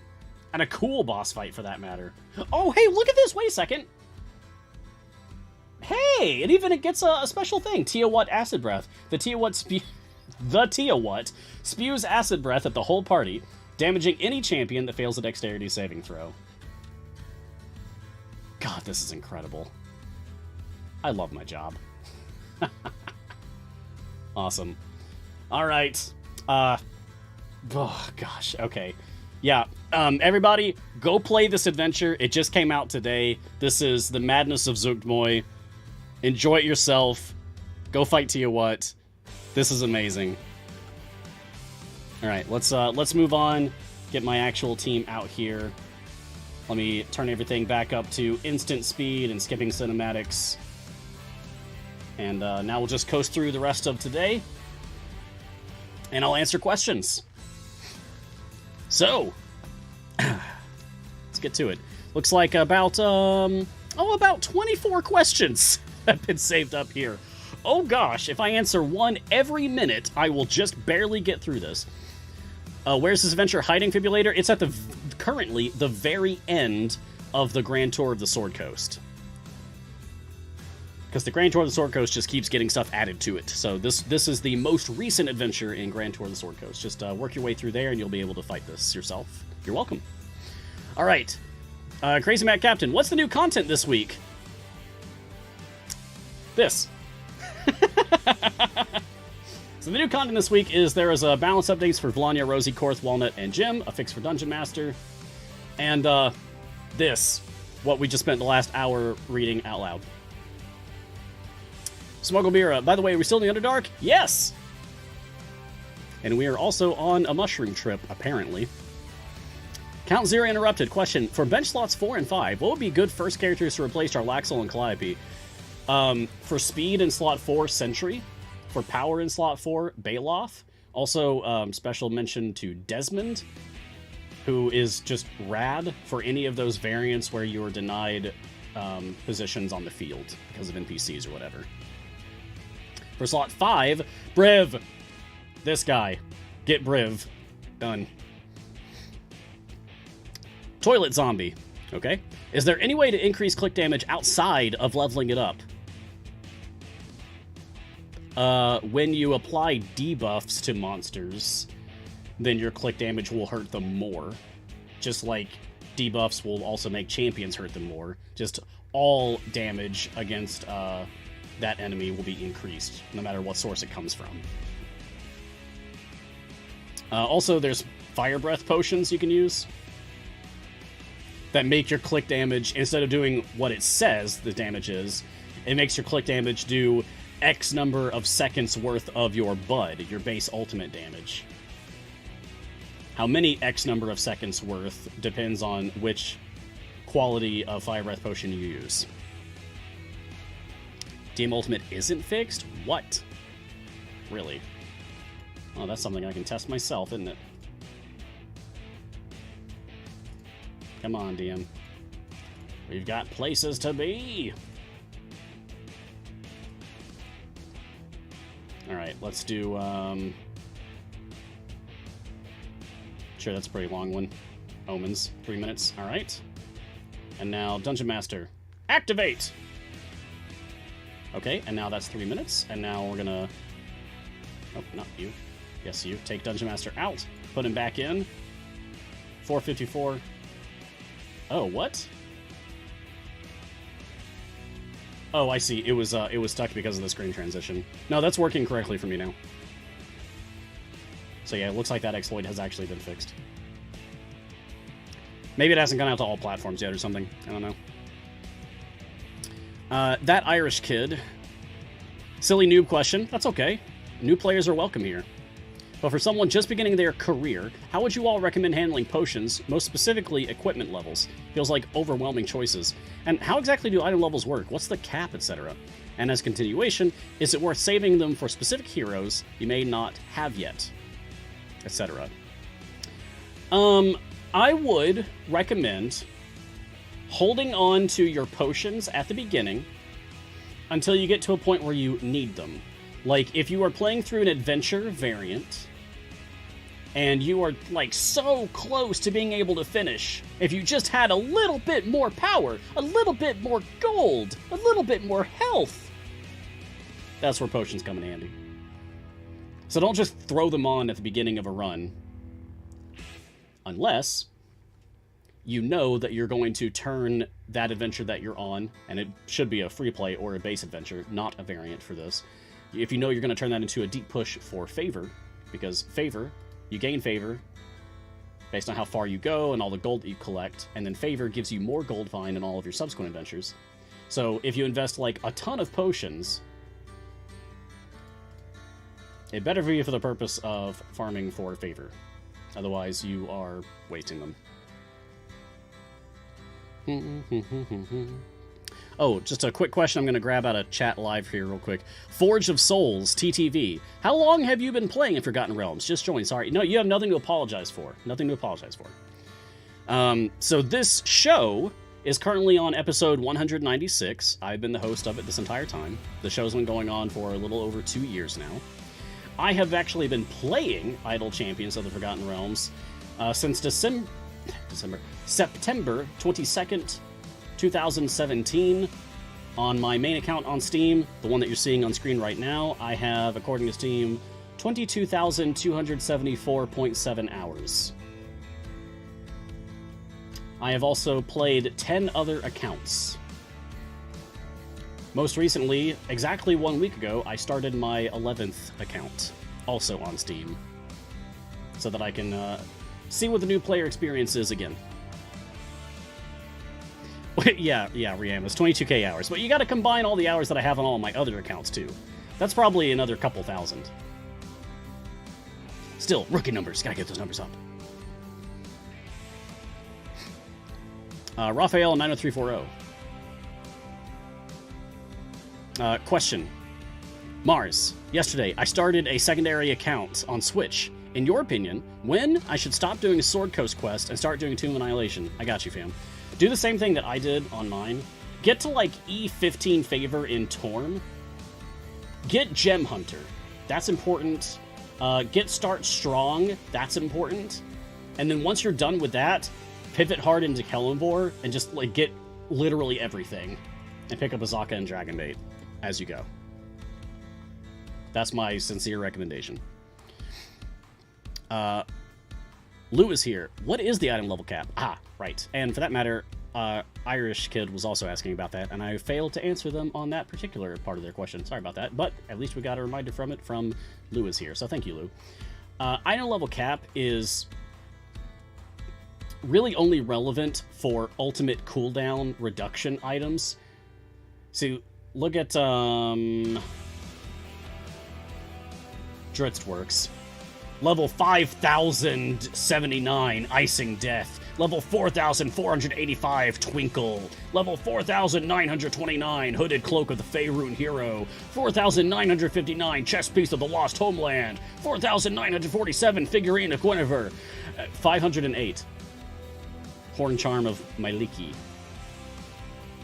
So, it's only really relevant for ultimate cooldown reduction items. Actually have a level cap, where you will just stop getting gear for that item once it reaches that cap. That's it. That's all it means. It's at the point where the ultimate cooldown that you're getting from the item is like 75% of the cooldown being reduced. I think that's the cutoff point. Which is like evenly across like all the ultimate cooldown items, so it's like level 500 if it's not shiny. If it is shiny, it's like 300 something. If it's golden, it's like 250, roughly. Give or take a few. That's all it is. A lot of people have legitimate complaints about that. Shiny is 250s. Thank you, Gar. Yeah, Gar would know better than me. Also, like, I am super overheated right now. Oh my gosh. I should not have worn the jacket. I'm gonna be honest with y'all. I just wore the jacket because I thought it makes me look cool. I'm not cold. I just wanted to look cool. Ugh. But I gotta treat my body well. Cool off. Ugh. It did make you look cool. Thank you. Thank you, Pedigy. The Zork. Is Rosie okay now? Getting there. We should actually try Rosie DPS on the stream one of these days until the next event starts. Yeah, we should give her a fair shake, you know. So, Rosie opinion pending. But at the very least, I feel that these are steps in the right direction. The changelog unit says Rosie needs a lot of help, and we will probably revisit Rosie later with some non-data only driven changes as well. Cool. So there's more to come for Rosie. Mekimura Osu question. What happens if you have a shiny on an item and buy a pack with a golden of the same item? I don't assume you can have a golden shiny. That is correct. You do not get a golden shiny. The golden element replaces the shiny element. It becomes a golden epic instead of a shiny epic. But you also get a potion of polish added to your inventory. So the shiny doesn't go to waste. you get the chance to put it on somebody else. Coulomb Savage, how do you convert favor? Well, I'm glad that I held off on doing it. So, let's see, where is it? Where are you? Is it this one? Yeah, it's this one. So you go into your blessings window, and you find the favor that you want to convert. Like, this is the favor from the last event. I got 2.01 E64 Rilophane's favor from the last event. Cool. Then I just choose the campaign that I want to put it on.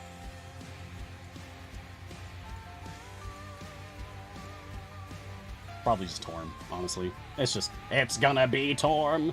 Putting pretty much everything in Torm. Because it's the only one that's just gonna go on forever. You know, honestly, once I get this to like E100, then I'll probably start putting the favor in everything else. That's gonna be a while, though. Just like that, you just hit the button. Also, you will be forced to convert. There's a 1-week grace period between the end of the last event and when you will be forced to convert the favor from that last event.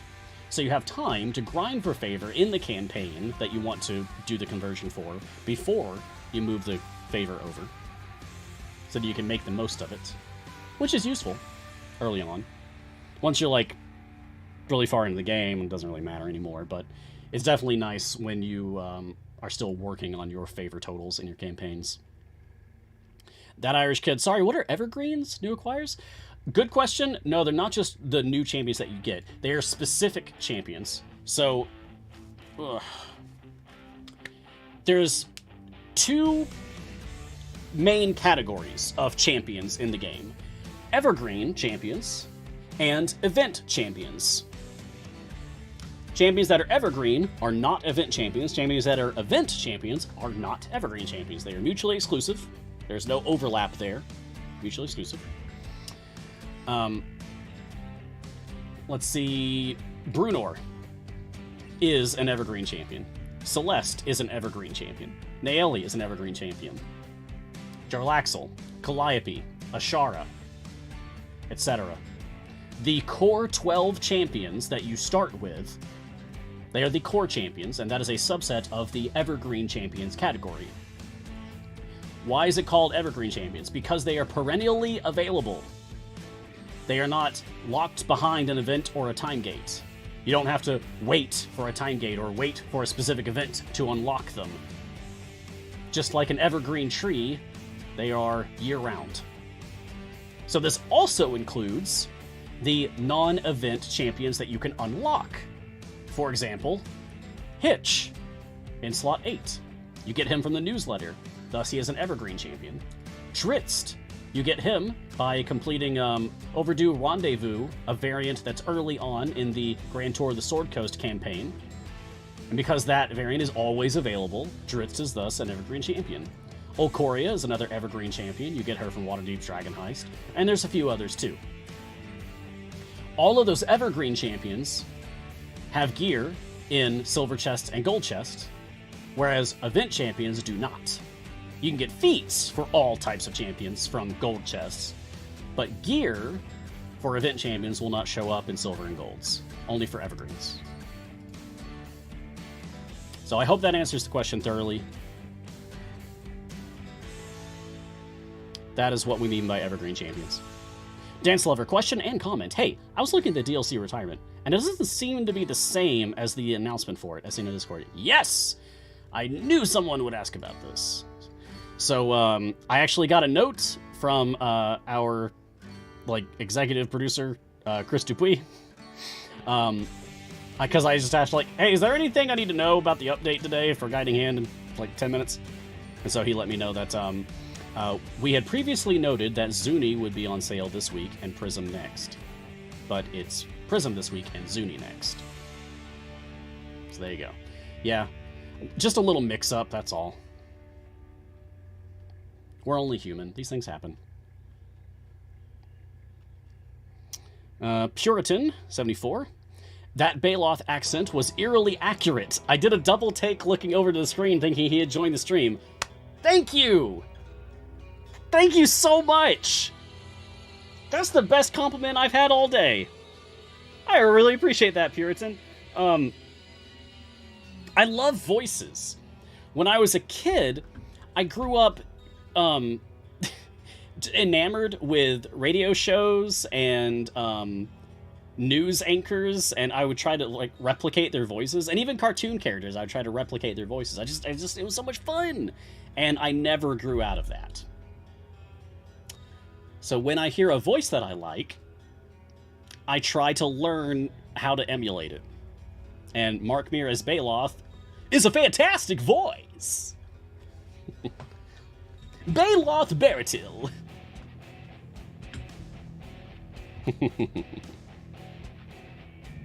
So thank you very much. Jacoby, so when a DLC is retired, can that familiar no longer be acquired? I don't think permanently, no. I think eventually everything ends up in wild offers. I don't think anything is ever permanently gone. That being said, we only, like, put things into the wild offer pool, like, periodically. It's not like a constant thing. So, eventually, things will go into the wild offer pool. Wrathchild. Next week's code, voice acting? Hey, that's pretty good. That's pretty good. You know what? I'm gonna write that down. I might actually do that one. Look, y'all, I'm a total amateur. I'm not a real voice actor or anything. I'm just a person with a passion. Of course, that being said, having a passion is what got me this job in the first place. So, maybe I shouldn't be so hard on myself. I have taken one actual class on voice acting. Just one. What is life without a little passion, you know? Just do the stuff you love. Make people happy. It's not hard. Try to make the world a little better wherever you can. Even if it's just spreading joy. WW Monster. Question. I play on Switch, and the DLC sale just went live. I already have the familiars on sale, but nothing else is showing up. Is this because the Blood Wars skins are Steam exclusive? I don't know. Sometimes there are issues when we make sales go live, especially with Switch, about making sure that like everything goes off without a hitch at the same time. So this just might be some kind of a hiccup.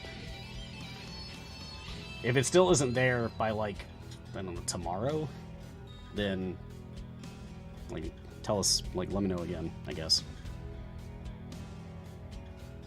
I can ask the devs about it, but it's not something that's in my control whatsoever. I only barely know how all that stuff works anyway. Hulenter, the voice acting is great stuff, Mars. I'm enjoying myself. Thank you, Hulenter. Thank you. I don't do it very often. Not because I'm shy, but because it, okay. I'm gonna level with y'all. The real reason I don't do that, like, all the time is because it eats up so much time of the show. Like, I don't get to answer as many questions because it just eats up time.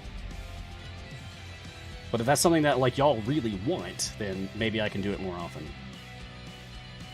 Oh, and Aaron says a delightful Havlar. Thank you, Aaron. Thank you. Thank you. Thank you. It means a lot, honestly. Count Zero interrupted. Question. How is your clicker portrait a different color? A different color? A different color, you say? Well...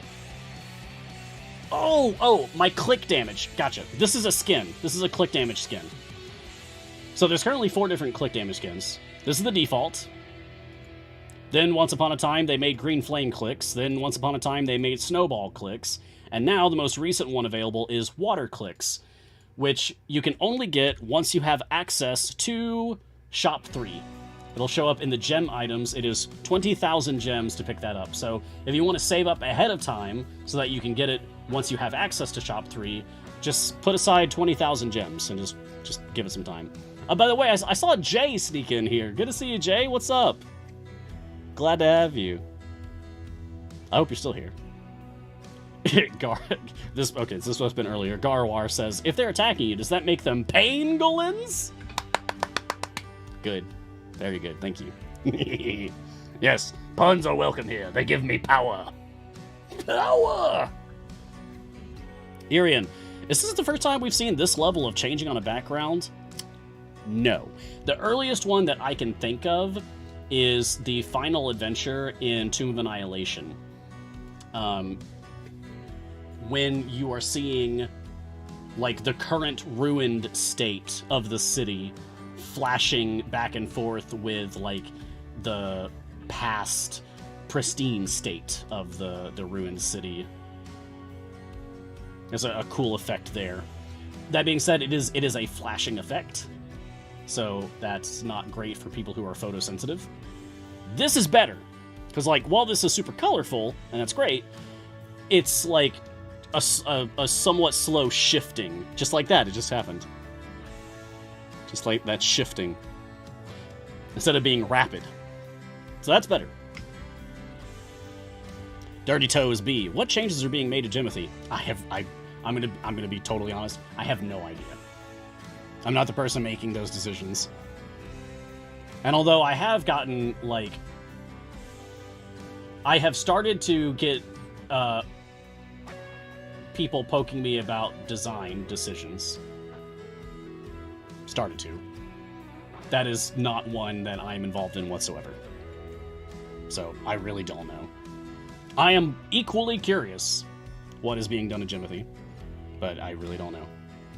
Reaver, are the bosses in this one mostly sketching art creations? I don't know about mostly, but definitely several of them. I wouldn't say mostly. Well, let's think. The pangolins were not a boss. The squirrels were not a boss. The Zorn pig was, and Tiawut was.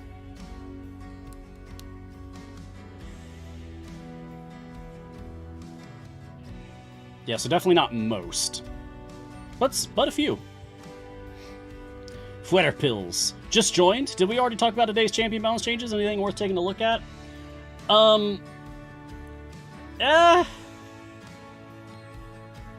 I'm curious mainly about Vlanya and Rosie. I'm curious about Rosie just because she had so many things improved. It makes me want to revisit her to see, like, how she fares.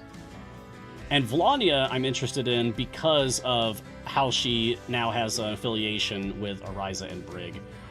But also both of these, there's kind of a teaser here saying that, like, yeah, we'll probably do more for these. So, we will be testing these on Guiding Hand, I think, but knowing that we will need to test them again in the future, when presumably they get more changes. Hypnotic Sheep, I had to leave during that. Did you get a Zaka today? Yes!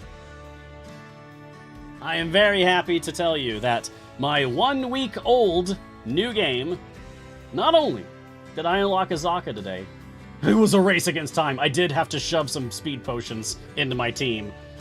I have 0 speed potions now. It was an absolute race against time. But it's done. I unlocked a Zaka, and I unlocked Mert on the same adventure. Yeah.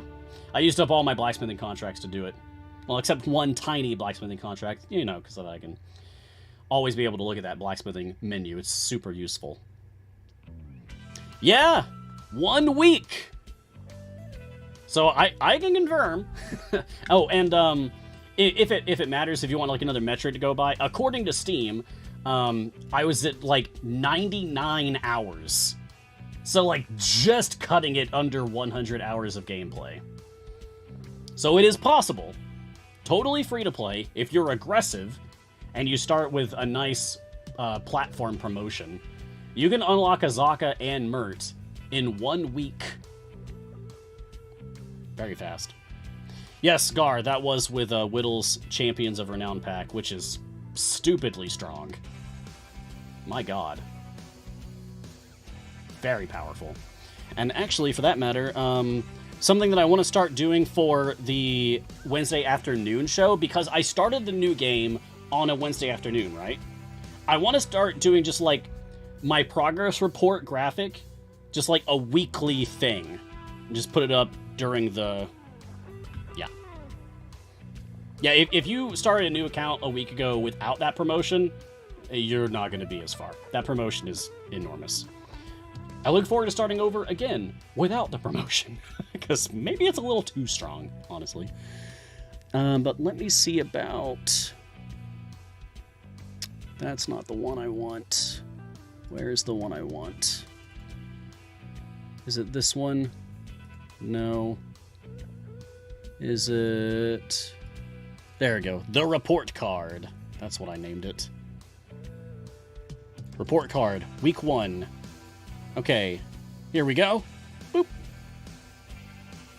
There you have it. Yes, so I have Azaka filled in there. I have Mert filled in there, so you can see that. So yeah, this is my progress on the new account after just 1 week. So if you want to like chart my progress as you go, like take screenshots, whatever, fine. Maybe I'll upload these somewhere. Oh, I keep forgetting to mention, I actually did get permission to upload blank copies of the progress report. That is over in the resources channel on the Discord. So if you want to get your own version of this, I put out a version that is basically blank, like all of the champion spots and the patrons and all that are like grayed out, and there's no text anywhere. So if you want one that's blank, that's there. And if you want that one that has everything not obscured, like not grayed out, that is also uploaded as another version. So you can play with those. I don't know, like you could print them out and maybe just write on or something. I don't know. Whatever you choose to do. Hopefully it helps someone out there, but yeah. You guys asked if you could get access to it, so I asked, and they said yes, so it's there. Just go check out the Discord, go to the resources channel, and you'll find it. 1 week. That's a lot of progress. 4 slots to split the party 1. Yes, I need 5. Well, no, not 5, because I just got Azaka. So slot 12 is done. So I need slots 3 and 4, which is convenient because they're the next event. The very next event's going to have Mehen and Jaheira. That's slot 3 and 4, baby. So all I need then is 5 and 10. That's all I really need to worry about is slots 5 and 10. Cool. So that's the report card for this week. I will show it off again next week with whatever my progress is. Also, that was 1E15 Torm's favor and like 8E22 Kellenvor's favor. 4 chest feats. None of them are really significant, honestly. But nice to have. And yeah, I've got Mert unlocked now, so I'm looking forward to jumping into that. Alright, let's get through the last few questions here. Man, am I actually going to make it to 50 questions while also voice acting an entire adventure today? Jeez, I am on fire! Woo! Emmanuel Faust, newbie question. Do you think it's better to use time gate pieces for new champions or chests? New champions. Priority 1 is always unlocking a new champion. Always, always, always. Strongly believe that. Foolish Genius question. DLC retirement related. What does Pirate Briv look like when he's taking damage and armored? I don't know. Let's test. Blop, blop, blop, blop, blop, blop, blop, blop, blop, blop, blop. Blop, blop, blop, blop, blop, blop, blop, blop, blop, blop. You don't actually have to see the champions to pull them out of the formation. They're still there. You can just drag them even when you can't see them. Alright, so we're just waiting for enemies to hit Briv. There you go. He just gets, like, hairier, it looks like. Like, his skin darkens a bit, and that's really it. So, not a lot, actually. Not like the huge suit of spiked armor that he gets on his base skin. I know the visual aids are out of date. That's because I've passed them off to someone else entirely. I am now too busy to keep the visual aids up to date. Unfortunately. Idle Champions is my job now. So, I have to do official things instead. Which, trust me, it's also important. Shout out to Niscus, who has basically made a website version of the Champions visual aid. I think they just recently put out version 1 on the resources channel on the Discord. It looks awesome, Niscus. Good luck keeping it maintained. Alright, leftovers. Another item level question. Do item levels transfer to better gear? Like, going from green to blue or epic? Yes, they do. Yes, they do. you inherit your item levels onto the new piece of gear, so it doesn't like start back at level 1 or something. Great Envoy? Question, did I miss discussion of the new balance patch? No, I guess you did. We briefly talked about it. If so, can someone share the Cliff Notes of the reaction? Tepid. Like, it's a step in the right direction, I think, but those champions are going to need more than what they got. But I think that baby steps is the right way to go. Honda Hero question, is there a link with new content info?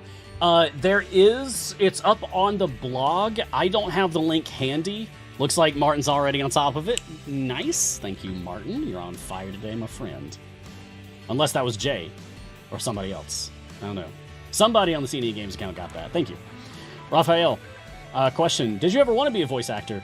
Yeah. Yeah, if I was offered, I would do it. Totally. Like, at least once in my life, I think it would be cool to say, like, I voiced that. I don't know. Yeah, it would be super fun. I would absolutely do that. Deadman43212. Do you have any knowledge of when the CNE client will update the shop? One would have thought they would have fixed it first. Yeah, no, I seriously don't.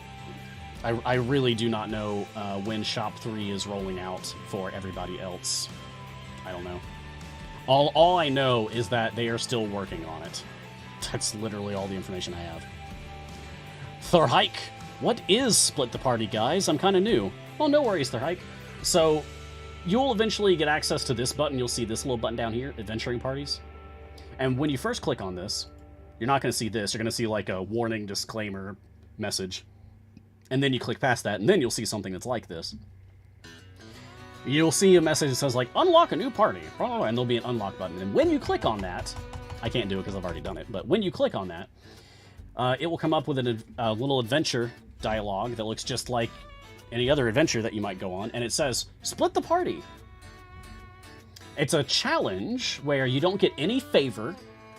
You lose champions periodically through the course of the adventure. You only have to beat stage 50, but the difficulty ramps up a lot faster than normal. Also, any champions that you commit to your formation are stuck there for the whole adventure, unless you just randomly lose them. And then the champions that you lose are just gone for the rest of that adventure, so it can be hard. I strongly suggest that you follow Garwar's guide to split the party. I did that on one of my new accounts. I did it on stream, and it worked flawlessly. We had no issues. And that was a very weak free-to-play account, so even with that, we were fine. Just do that. You'll be smooth sailing. Once you've completed Split the Party, which, in order to get access to it, you have to have at least 2 champions in every slot. So, like Brunor and somebody, Celeste and somebody, Naily and somebody, etc. You gotta have at least 2 for every single bench seat. But once you complete it, you will get your very first Modron core! And access... No, I didn't mean to switch parties. I meant to look at the core. Okay, whatever. This works, I guess. I can still just look at the core. You'll get access to this. It won't look exactly like this. Uh-oh, why are things disappearing? Okay. That was weird. I'm gonna switch back. It allows you to automate things. It allows you to automatically load parties and reset at certain areas and even use potions automatically. You can do lots of cool stuff. But you have to earn it. You have to unlock that. Green Aetherist question, do we have info on when the next event is starting? 1 week from today. Exactly 1 week from today. Come back in a week for the next event. LP the Log Praiser, I have a question. Why are they retiring DLC? Also, where this content goes after? Oh, it's just something that we do periodically. I think there's like a maximum amount of things that we can have as DLC on different platforms. Like out with the old, in with the new kind of stuff. We're always adding new stuff to the game, and we don't want people to feel overwhelmed by having like a million different things to look at. So, yeah, we retire DLC and then put in new stuff. The old DLC finds its way back into the game in some way, either in the gem shop or in wild offers. Like, it doesn't ever go away forever. Everything comes back eventually. Okay, that's 51 questions. My God. Wow, we did it. Wow. Wow. I got 50 questions done on top of reading the dialogue for a whole new adventure. Woo! Woo! Put this one on my resume. This episode goes on my resume. Make a highlight reel. I don't know, something. Anyway, thank you all. Let's wrap up so that we can move out to the sketching hour. Thank you for joining me this episode of Mark's Guiding Hand. I hope you had a good time. I very much did. I had a great time. I'll be back tomorrow morning, of course, for more 7 a.m. Pacific time. Sketching hour is coming up next. So if you want to give a shout out to the people who invented Tiawat and the pangolins and the squirrels and the space pig, those are the people coming up in the show in 3 minutes. So stay tuned for that. I will probably be in Twitch chat hanging out. Also, shout out to Aaron Evans for writing that adventure. I had a grand old time with that. That was so much fun. Oh my god. You can follow Idle Champions on social media. You can find me on Twitter at Ryan Blake Hall, but please call me Mars. That is my preference. Thank you to Codename Entertainment. Thank you, Martin, for moderating, producing, and catching questions for me today. Couldn't do it without you, buddy. Always look forward to hanging out with the other M. Thank you, everyone, for watching. Wherever you are in the multiverse, be safe, be kind, make someone else smile today, and oh no! Is that Tiawat? Ah! Fade to black. Fade to black. Fade to advertisement. There you go. Goodbye, everybody.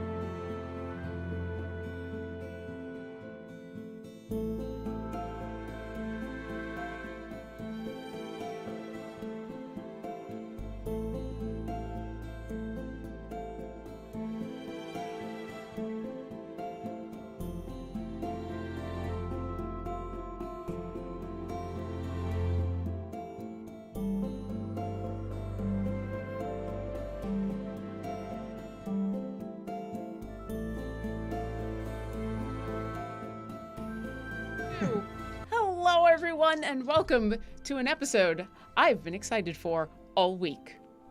Do you recognize this? Some of you who've been around with us for a while might recognize this. You might be happy to know we're doing it again. But first, let me introduce the fine artists who will be doing this again. Michelle, would you please introduce yourself?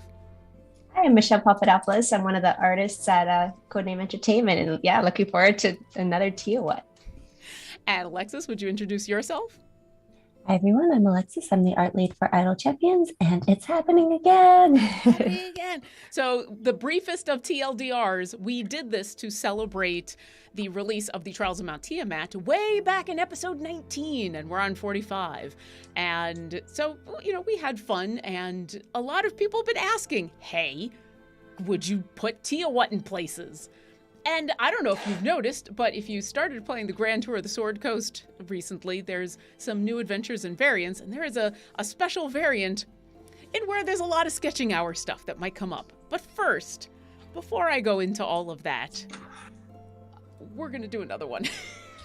We're going to do another one of these. So, let me get to the rolling tables. The way this is going to work, because it's going to be a little different than last time, the first head, we're going to do the green and the blue head, are going to be monsters and adjectives that the fine people below me are going to roll for. And then while they roll, chat, you and I, we're going to have a chat, and we're going to vote on a cute animal or two for the two of them to add to an adjective. So chat, you're going to be able to help out with Tiawat Part 2.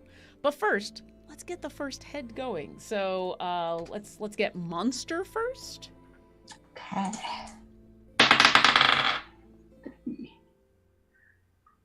All right, I've Alexis? got 3 for Coatl. Oh, Quad. Gotta look that up. Alexis? I have 12 for Displacer Beast. Ah, nice. Displacer Beast. So we're going to have a lot of tentacles and a lot of colorful wings. And then would each of you please roll for an adjective?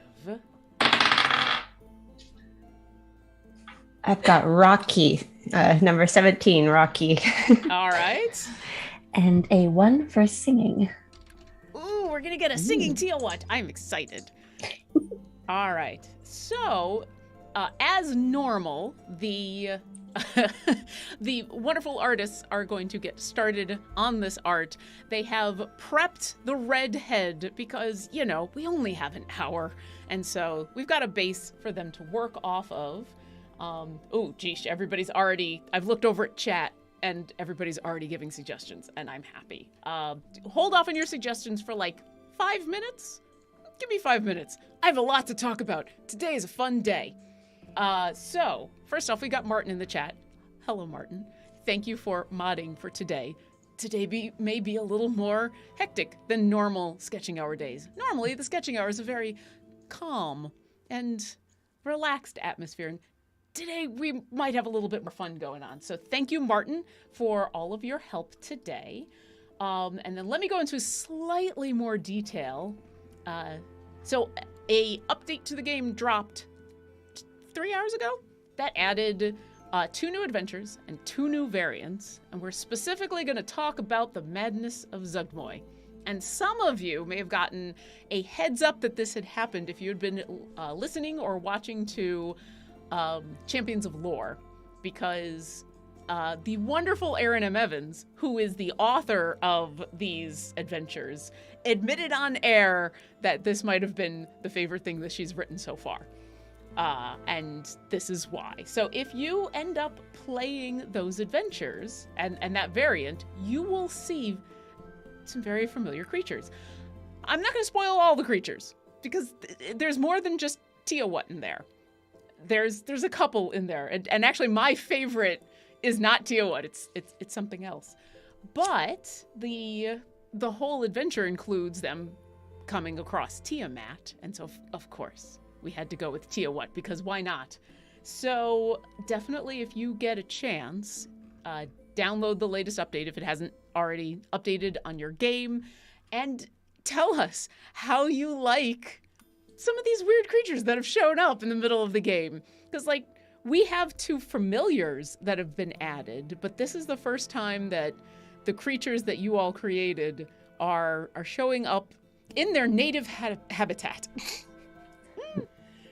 And I will ask Alexis and Michelle, was it a different process thinking of these creatures as a monster than as a familiar? I guess like neither of us got to actually draw the monsters for the game. So that was, yeah. So it was interesting seeing the other artists put them together. Mm-hmm. But yeah, so in terms of thinking of the monster, it's just like, have fun, go off, draw these creations we made. If you'd like to see how they were drawn, here's the episode. Go watch on YouTube. Yeah. I wonder, see now I have to go back and ask those artists, like, so what were you thinking when you first saw Tiamat? Because everyone's got a different reaction to Tiamat. All right. And then the other thing I wanted to talk about was actually not related to Tiamat and the adventures and variants that dropped today, but it's something else that got announced that is related to the sketching hour. And you would have seen this if you've been on social media recently. We're going to be doing a special episode 2 weeks from today. Actually, we're kind of doing a special episode this week, next week, and in 2 weeks. But I'm specifically talking about 2 weeks from today. We are going to be pairing up with Gamers for Groceries, which is they're a charity that helps people get groceries. It was started by a whole bunch of game devs. It's based out of Edmonton. For those of you who are not Canadian, that's the other side of the country. From wherever you are, it's the other side of the country. And it is supporting the food banks of Canada. And so we're going to be helping out with it because they do this big, long stream raising money for food banks. And they came to us and said, hey, one of the things we usually do on our stream is art stuff. And you do art stuff, and you are game devs, even though I am not. I'm a talking head. But hey, you know, I'm close enough for jazz. So, but I've got these two people below me who do all kinds of fun stuff. And they said, would you join us in doing this fun thing? And we said, yeah. Charity, this sounds amazing. So in 2 weeks, we are not going to be rolling on the rolling tables. In 2 weeks, people who have donated to the event, and it's going on now. I'll go ahead. If Martin hasn't already, there is a Twitter link that we can put in the chat that'll take you to, basically it's a Google Doc that they have set up that you can go ahead and donate. And if you donate, then a certain amount, then you can ask for a character to be drawn during the whole event. There's gonna be a whole bunch of artists doing all sorts of stuff. And 2 of them will get randomly picked by us. We'll get a little hat together and we'll pull them out, and that's what Michelle and Alexis will draw for that hour. So we're gonna be having a little bit of fun in 2 weeks, actually drawing adventurers for once. To brush up on human anatomy. Yeah. It's like, wait a second, this might be semi-normal. I don't know. What do you mean I have to draw fingers? We've got people in chat who are. We've got John Wrench in chat. Hi. The minimum donation is $25 Canadian, which if you are in the U.S., it's only $20. $20 goes a long way towards feeding a lot of people, and that is available right now. Let me go ahead. I'm gonna grab that tweet because that's kind of the easiest way to do this right now. That be the tweet. Go there, sign up, do a good thing, and you'll get a commission. Maybe it'll be with us. Maybe it'll be with one of the fine artists who are going to be doing the whole big event. You never know. So anyway, that's an exciting thing that's happening. 2 weeks from today, we are going to be doing something completely different, but for a really good cause. Okay. With all of that said, let's get back to the Tiamat. Please. If you do have any questions, I think I forgot to say this at the beginning. If you do have any questions, either for me or for the artists about Idle Champions, about art, you can ask about the Gamers for Groceries, but I will admit I'm not the perfect person to ask, but I will do my best to answer, or to at least say that is not something I know the answer to, but let me refer you to the tweet. And you can go ahead and put question in big capital letters right before your question so that Martin can grab it. And in about 5 minutes, I'm going to start soliciting for cute animals. So we need to pick 2. I'll come back to the rolling table for a moment here, and I'll come back in 5 minutes when I say, okay, we're going to pick 2. So here's how it's going to work. In about 5 minutes, I'm going to ask you to start putting into chat, what cute animal would you like either Michelle or Alexis to include in the next Tia What? And the top 4 or 5 will go ahead and put into a poll, and the top 2 will end up as part of this majestic creature. Oh, yes, and John Wrench is in chat and is happy to answer questions and about the Gamers for Groceries. So there we go. We are covered on all sides. Longtime Lurker asks, who was the lucky artist who got to do the in-game Tia What? Ooh, that's a good question. That was Bronwyn. Yeah. And she did the entire Tia What? There wasn't parceling out to heads? No, the whole dang thing. She did an amazing job, too. Yeah, it looks awesome. It does. Did she have any comments on any of it when she saw it or was getting ready to draw it?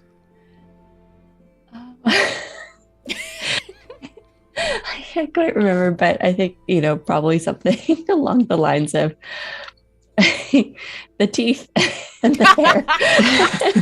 So the standard comments that we usually get when we see Tia What, which is teeth and hair.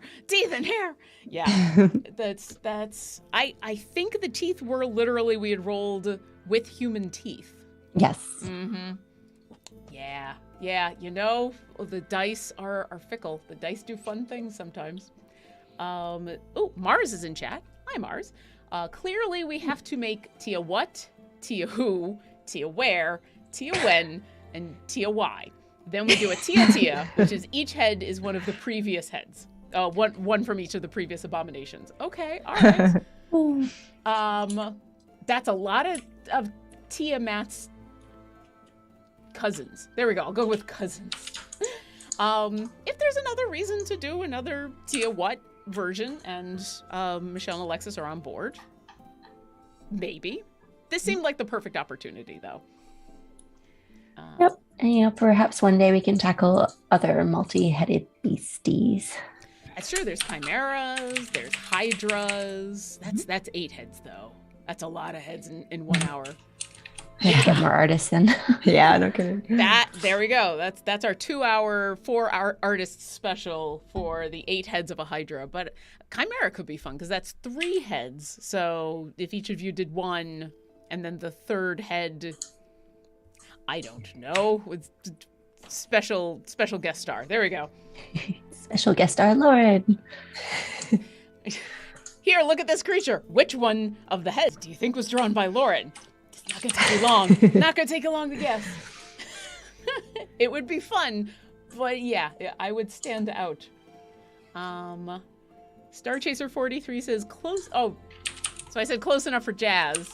And so they're asking, do you play jazz oboe? I probably missed the context. I do not play jazz oboe. Jazz oboe is not a thing unless you're Paul McCandless. And that's a thing that I don't think anybody in the chat is going to get.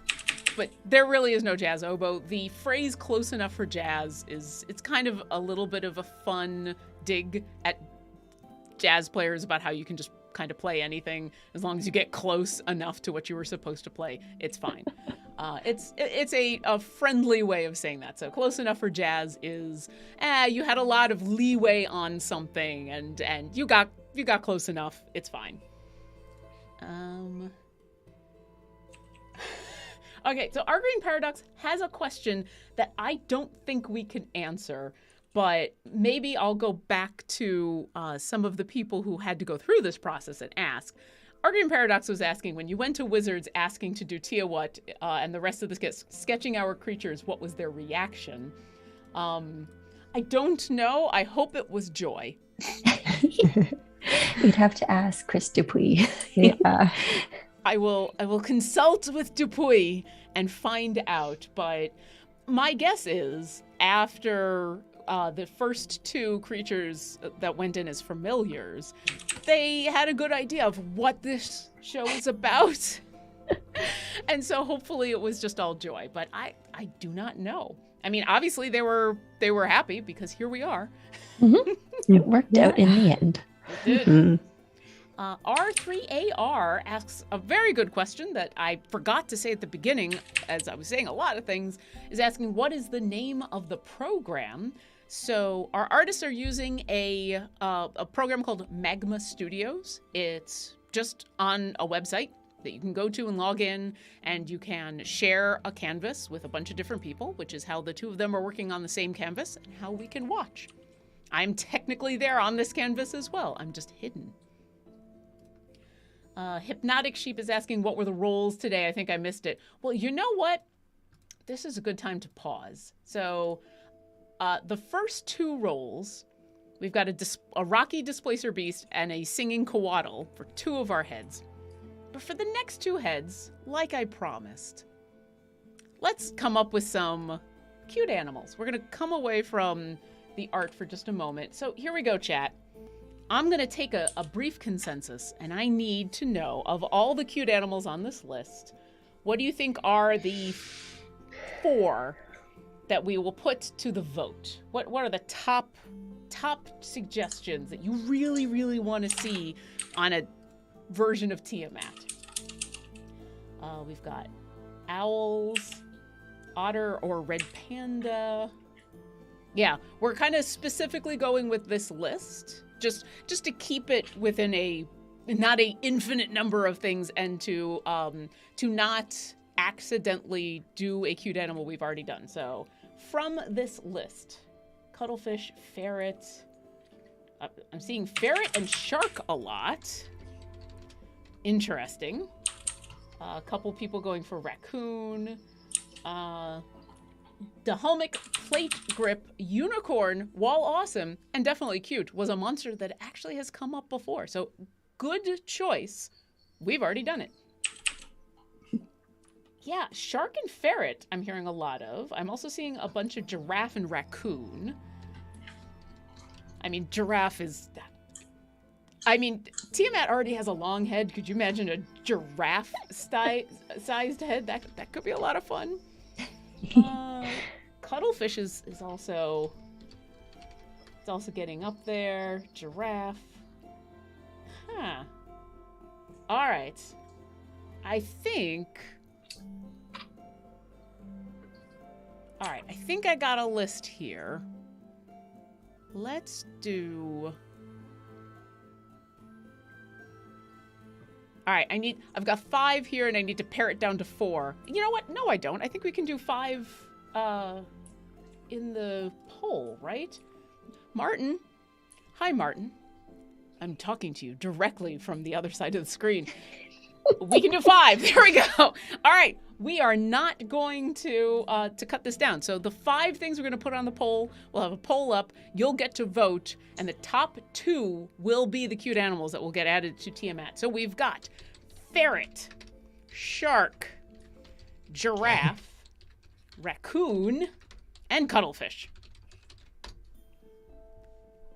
Did I spell that right? Cuttlefish? I did. Okay. It looked like cuttlefish for a moment, and I wasn't sure. Let's come back to there.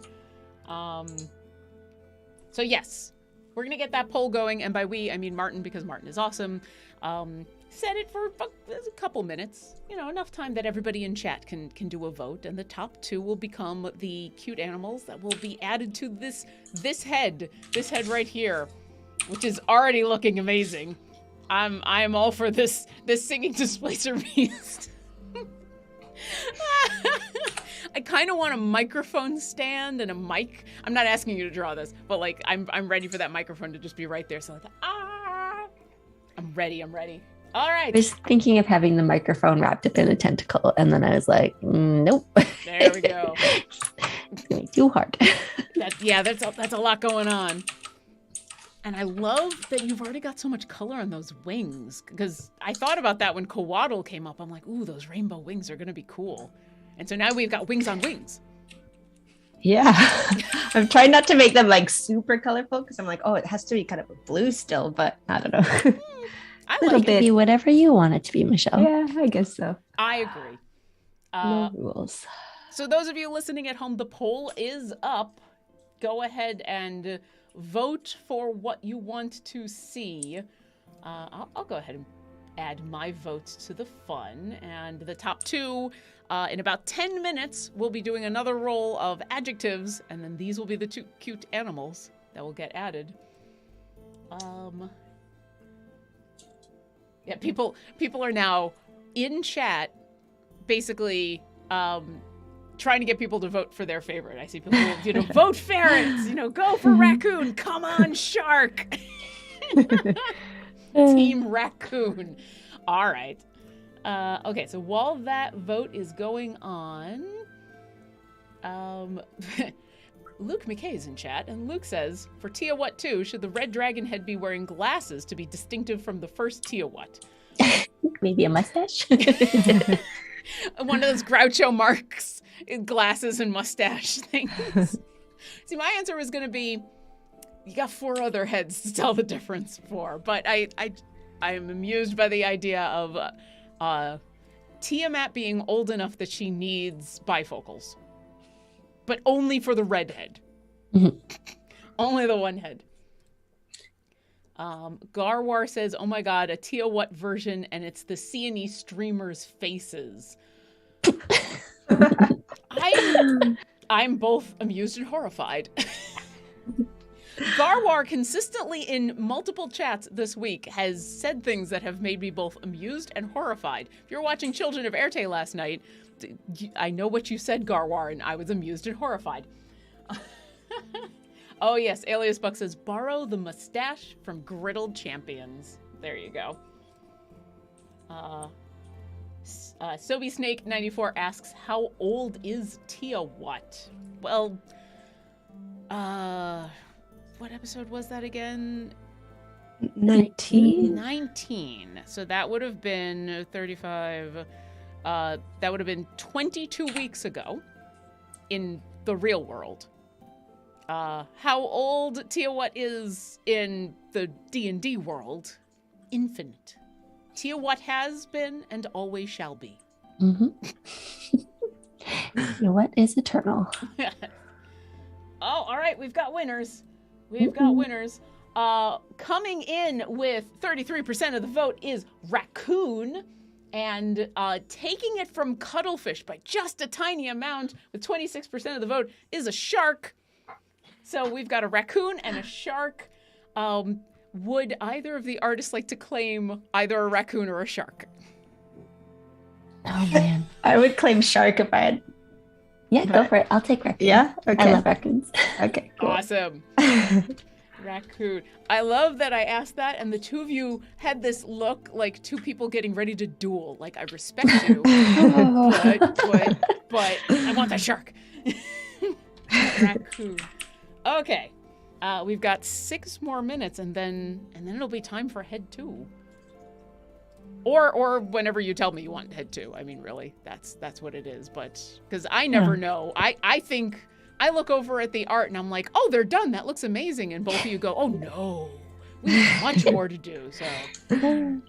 Well, I think I might go ahead and roll adjective now, and then maybe come back and put a little more time into place or beast later. Okay, let's pull up.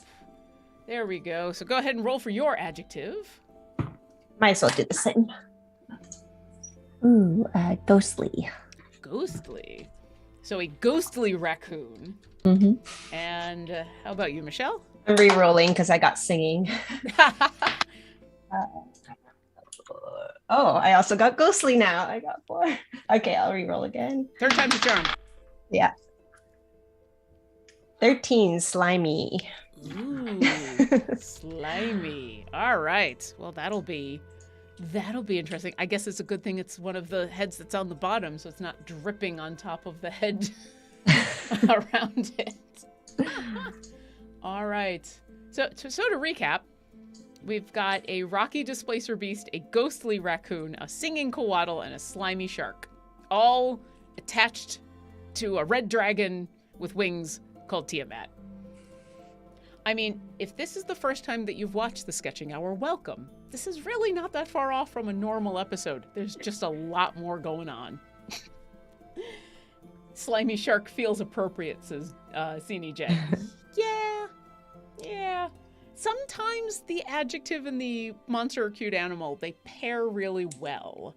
And sometimes they don't. And both ways are amusing. I wonder... So Luke put it into everybody's head... Mars put it into everybody's head, the idea of Tia who, Tia where, Tia how, and Tia why. So I will ask the two of you, would you like a version of one of those, or do you have a different name you'd like to use for this creature? I mean, it makes sense to have it like that. Then we get a chance to do more of them. I don't know. That's true. Whether that's a good thing or a bad thing, I will leave up to you to decide. I think it's amazing. I kind of want to offer Tia Y. Mm-hmm. And the reason is because I feel like the first time, the first one was for fun, and then the second one would inspire the, wait, why? Why are we doing this again? Why are you doing it again? So I would propose Tia Y. Works for me. Yeah, I like that too. All right. You know what? I'm going to change the overlay. We're going to do this. I wasn't going to update this, but how did he spell this? Tia Y. There we go. Tia Wee. It's Tia Wee. Oh, no, that's going to be... I want to make sure it's Tia Y. Yeah, I think it's a Y in there. At least with my accent, it's the Y gets me Tia Y, and the other way gets me a not that word. So, Storyteller Mara says, Tia, how do they keep getting away with this? Well, it's amazing. Tia, why did these people get their own show? I mean, I think the art speaks for itself. Absolutely. Yeah, MT Carson, anyone would look at this and ask, Tia, why? I mean, so normally on this show, about this time, as we are about halfway through, I would start to solicit chat for, hey, how did this creature come to be? Now, Tiamat, the base of this creature, is the eternal mother of evil dragons. How do we get... We're not going to talk about Tia what? Let's just talk about this one. So not even the first one, the second iteration of multiple dragon heads except not dragons. How did this come to be? Tia, why not? Says Mars. Does anyone remember what our reasoning behind the first one was? The in-canon reason? No. The why are we doing this? Because the release of Trials of Mount Tiamat. Yes. Like the how did this monster happen kind of thing. I don't know if we came up with that. I don't remember anyway. All right, Mars has a suggestion. You know how beholders dream and spawn new types of aberrations? This is what you get when a beholder dreams of Tiamat. I kind of like that. Coffina says too many mushrooms. Alice Buck says the only way possible, Doctor Who. Sailnet says they were digging around in a garbage can when... Bizarro World. Yeah, I mean, Mars's suggestion is good. I do wonder, does Tiamat dream of versions of her? Like, can we just cut the beholder out? Is this what Tiamat dreams of? Is having heads that are not of the other dragons, but of other things, and how cool that would be.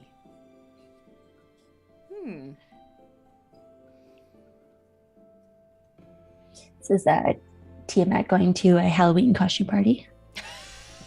It's just masks over the other heads. Don't you like all of my heads? See, they look completely different, don't they? I ran out of time to do the one.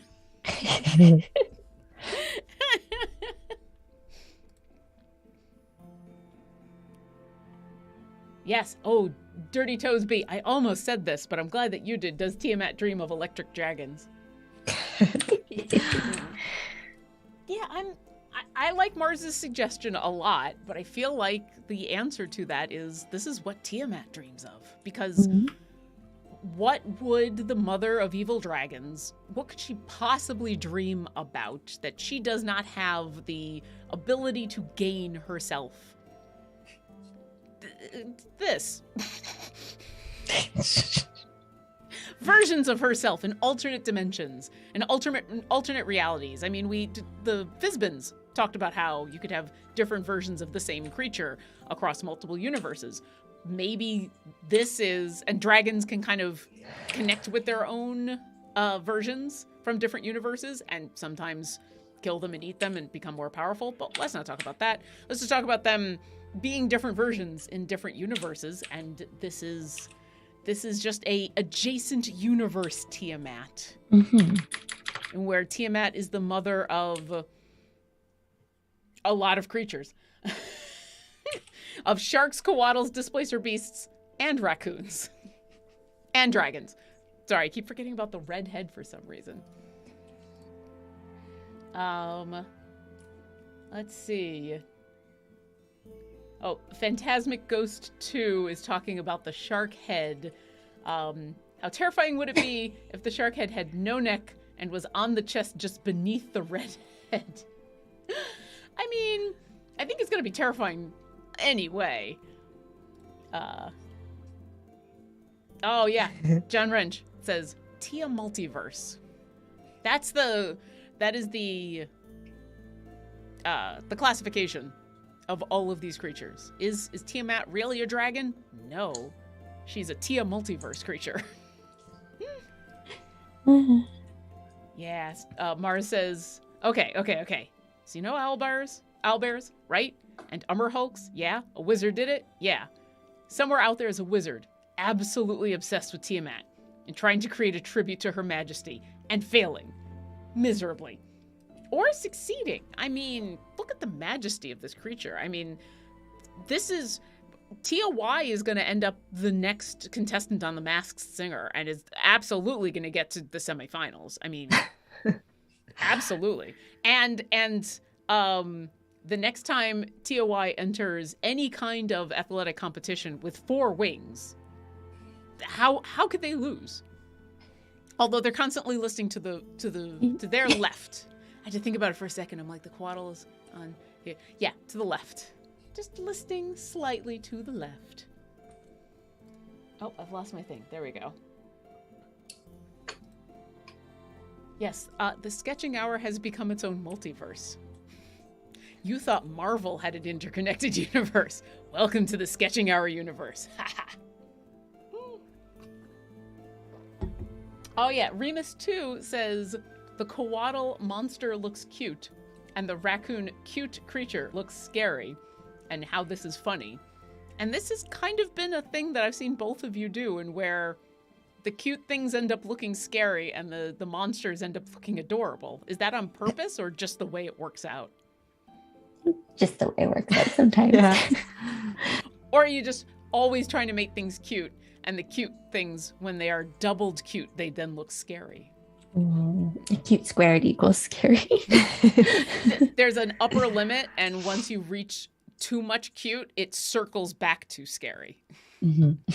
It's like the teeth. The teeth are really the reason for this. Oh yes, and I should say, if as you are playing through the new adventures on Grand Tour, if you're playing through any of those adventures and you get to one of the sketching hour creatures and you grab a screenshot, definitely let us know on social medias. I'll even grab the drink and say, come to our Discord, discord.gg/idlechampions. Took me 35 minutes to get there.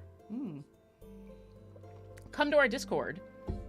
We have a channel in the Discord called The Sketching Hour, where you can put your own art that you've drawn from different rolling tables. You can also see all of the art that these 2 amazing artists have done over the past year and several weeks. And if you happen to play through that adventure and encounter Tia What or something else, I would love to see. I would love to see screenshots. Me too. Yeah. Oh, Grail Shape says, when he wants to look all jaunty, he wears a spiffy Tia hat. And he lives in a Tia hut. I mean, now this is just a thing. Now this is just how it works. And at the front of the hut, there's a Tia doormat. Was it the Smurfs that everything was just Smurf this? And that was their language? Was just, this is just a Smurfy day. It's like, here I am in my Smurf house with my Smurf chair. Eating my Smurf burger. Yeah. Wait, no. I'm getting consensus that yes, it was the Smurfs. I never was a fan of the Smurfs as a child, and that was one of the reasons. Is I'm like, this is not a real way to do a language. You can't just say Smurf in front of things and make it work. That is no. Garwar says, "Wow, that got dark fast." I mean, Sorry. I'm not sorry. I'm here for it. I mean, look at what we're drawing. And I'm not adding Smurf to the table. It would have to be a legally distinct small blue creature with a white hat and shorts. And that's too long to put in the title. Yeah, it's a bit long. It's a bit long. You smurfing can. You're just smurfing around. It's an unsmurfy way to talk. Listen, okay, Xavier Keith, McShizman, and Barefoot Monkey, I both approve of how quickly y'all did that, and also no. No. But Okay, so Alias Buck says blue gnomes, not that hard. So what we gotta have is gnomes on the cute list, and blue is an adjective, Mm-hmm. and then we have legally distinct Smurfs. Is that how that works? That'd be one way to get around it. Mm-hmm. See, but then if that happens, everyone's gonna be making Smurf jokes in the chat, and you know what? I'm not here for that. I am not here for the Smurf jokes. What I am here for is I need to know, what's the Displacer Beast singing? Queen. Singing Bohemian Rhapsody. He's trying to get the others to join in. Okay, all right. Yeah. You said Queen, and I immediately went for Who Wants to Live Forever. Well, that's next. How successful is the green head in getting the other heads to join along on Bohemian Rhapsody? You'll have to roll a persuasion check. We just got to get this creature into a car and then have it come on the radio. And then that's it. There's no way for them to stop not singing along and then headbanging at the appropriate part. Mm-hmm, mm-hmm. Ooh, okay. All right. We've got some good suggestions in chat. Garwar suggests You Could Be My Dragon Queen, which is, of course, the perennial Jason Charles Miller. Oh, totally. Absolutely. Amazing song. CNEJ suggests Don't Stop Me Now, which is also very appropriate for both Tiamat and what's going on here. See, now this, I would much rather see people just rattling off the lyrics to Bohemian Rhapsody in the chat than any of the Smurf stuff. I'm starting to see it. Is this the real life? I'm like, okay, I'm just going to watch chat for the next 20 minutes as they go through all of Bohemian Rhapsody, and I'm here for it. But you have to make the lyrics Tiamat, and yeah. Ooh. Like, is this the real life? Is this just dragon dreams? Too many strange heads. Caught with a coatl, it seems.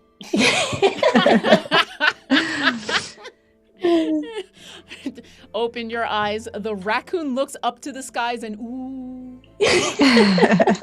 I'm just a happy shark. I need no sympathy. All right, never mind, chat. We've got this. We've got this on lockdown. We're good. Oh yeah, a song about the coatl would be good. Our green paradox. Mama, just burn the land.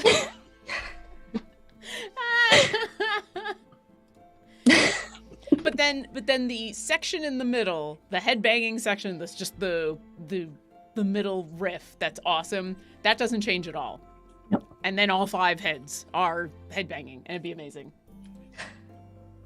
Ooh, T-Blood13 says Monster by Imagine Dragons, though. I mean, now, if one of these was playing a guitar and could play the guitar ridiculously fast, then I would say Imagine Dragons. Mighty Pony Girl, Mordenkainen, let me go. Yes! We're writing the song now. Yeah. Next week will just be a studio performance of Yes. Bohemian Rhapsody. Bardic inspiration. We're coming for you. We're gonna write a song and do the cover art at the same time. Except I can't sing, so that would die very, very fast. That would go. But your Garwar, Asmodeus has a devil put aside for me, for me. Yeah. See, I can't sing. I'm not gonna do it. I like gray L-shaped Beelzebub was a nice little snack for me.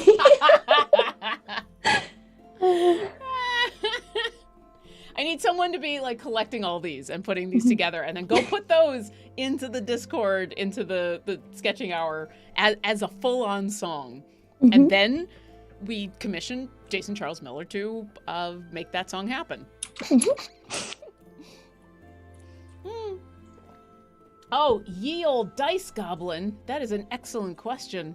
This is brand new. This is a new Tiawat. This is no longer the old Tiawat. This is the new Tiawat. Mhm. You're here for the new one.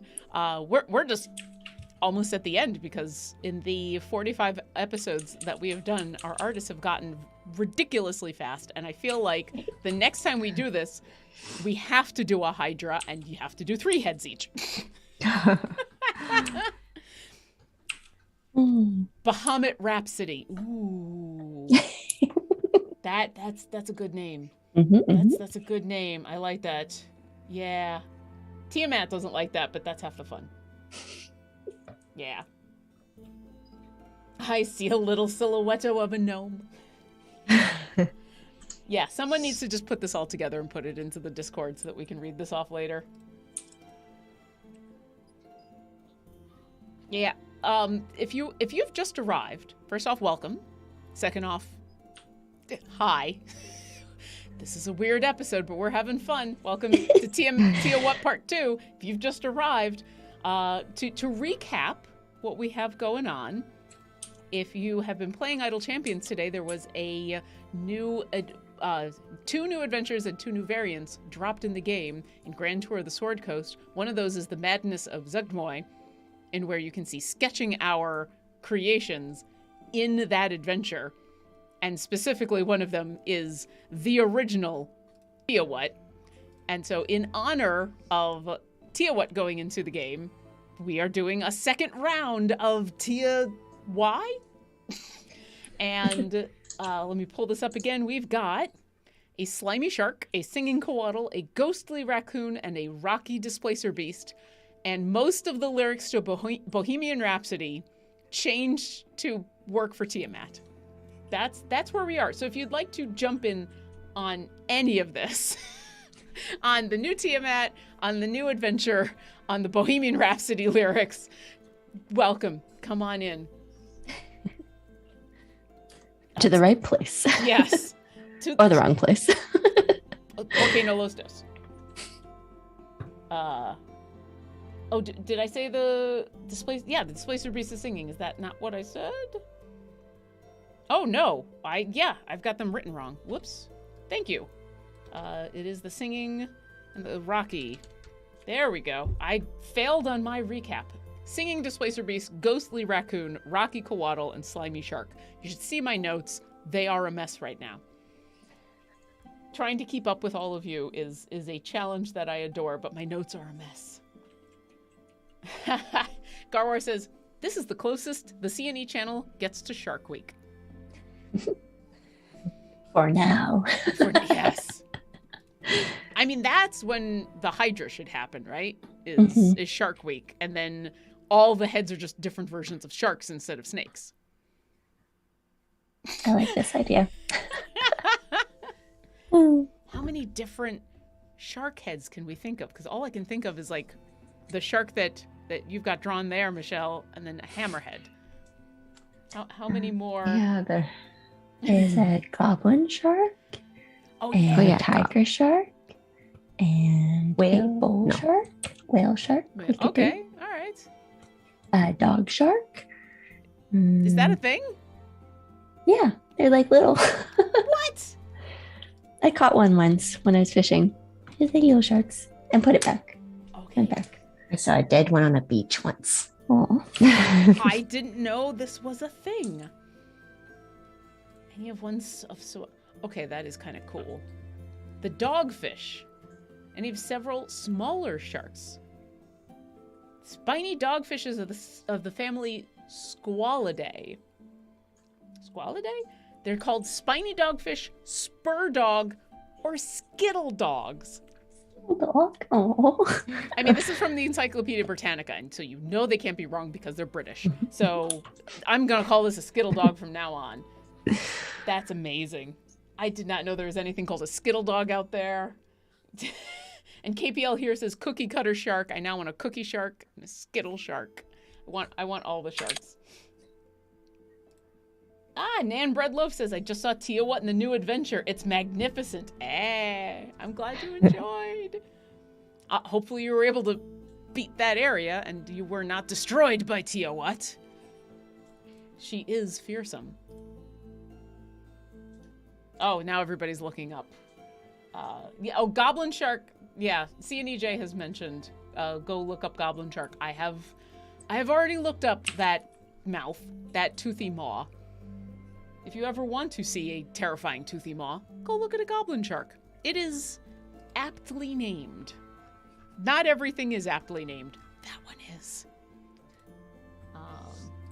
So just so you know, we've only got about 10 minutes left, maybe a little bit less. So if you do have any questions about Idle Champions, about art, about TOY, if you have any more suggestions for new lyrics for Bohemian Rhapsody, I just saw the glasses being drawn. Go ahead and put those in chat with question in big capital letters so that we can grab those.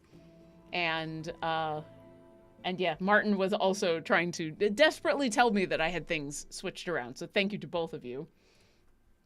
CNEJ says, wait. Tia What doing sea shanties and singing all the harmonies herself. Okay. Yeah, I mean, if Tia What or Tiamat, either of them, if they wanted to sing The Wellerman, I'd be here for it. And Storyteller Mara says, that shark just looks so happy to be included. I know, right? That is the happiest shark. Everybody else is distracted or ambivalent, and then the shark is like, yes! Yes! I'm slimy and happy! I've got to make them look at the other heads, I think, rather than off into the distance. I mean, the white head shark is living his dream, their dream. I'm slimy and part of one of the most majestic creatures on the planet. Let's do this. Dirty Toes B says, that shark is my spirit animal. Yeah. Just be happy, just enjoy. Yeah, Deadman43212, if they wanted to sing, who could tell them no? Exactly. That's why we're all happy that this head decided to sing Queen, because at least it's fun songs. Also, Queen is hard to sing, but also fun to sing at karaoke, I have found. And I'm a bad singer. I've heard a ton of Queen sung horribly, but it's always really wonderful. Yeah, those songs are just so good and so fun that even when people are butchering it, as long as you can tell they're having fun, that's all that really matters. Yeah. And like, when you're singing it horribly and then everybody joins in, it's like, well, it kind of works. Yeah. Yeah. You don't need to sing the whole song. You just need to sing enough of it to convince everybody else to sing along, and then you're golden. And then you're which is usually just a note or two. Pretty much. Ooh.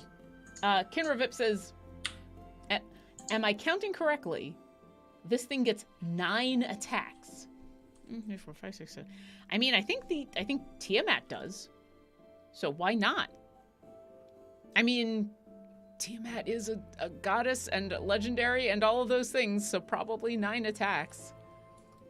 I'd have to look up Tiamat, and I can't right now because of a weird reason.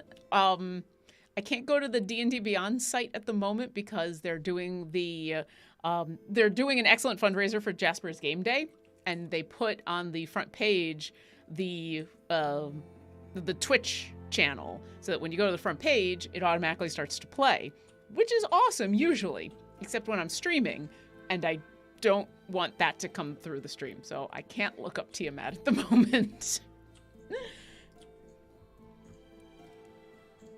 CNEJ says, does the shark head have to be moving always the same way real sharks do, or does it magically just chill instead? I feel like a creature as powerful as Tia Y, the shark is just, I mean, look how happy the shark is. This shark is not bothered by the idea that it is going to suffocate any moment now. Maybe that's what the slime is for. That's moist. I've been told I'm not allowed to say that word on stream, but I'm glad that you said it. Yeah, that is one of those words that some people just don't like, but I think you're right. I think slime sharks can leave the water and are fine and do not have to keep moving. Mhm. That is the fun. Sustaining slime. Absolutely, Dougboy 7077.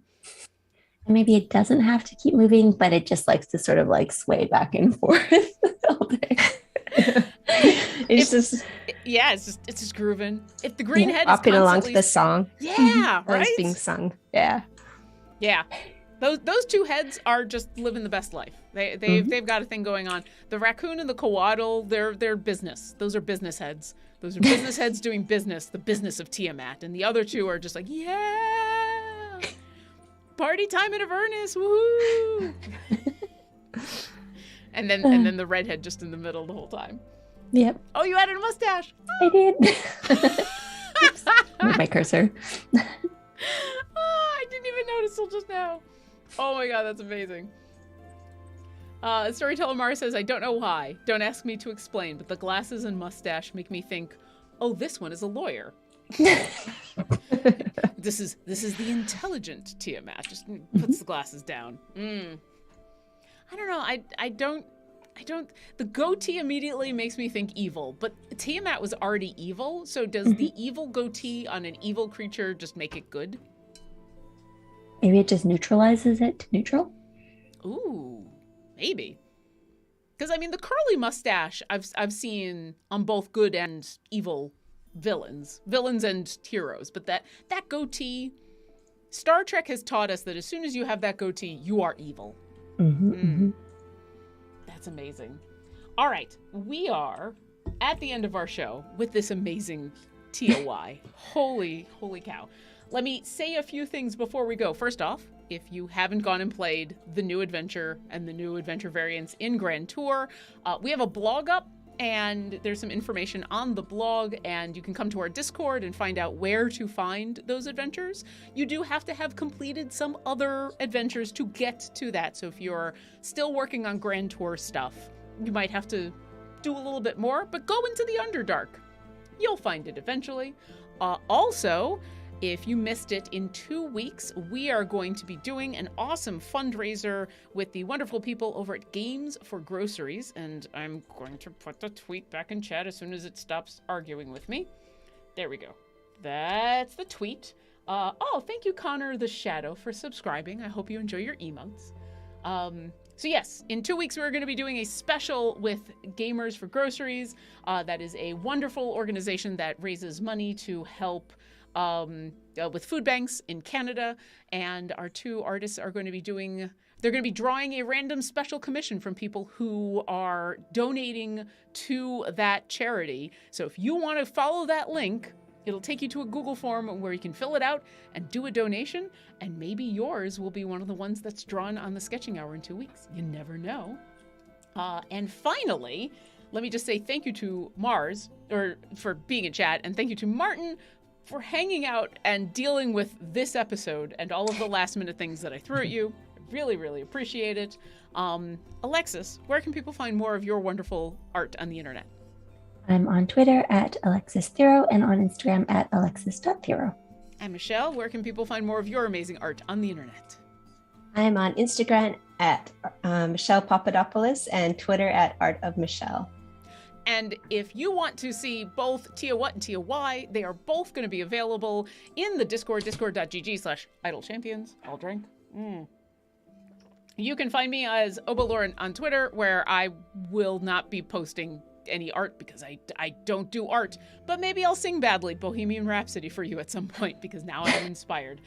Thanks everyone in chat for helping out and for voting for 2 of these heads. You did this, chat. You did this. So thank you, everyone, and we'll see you next encounter. Bye. Bye. Thanks. Bye.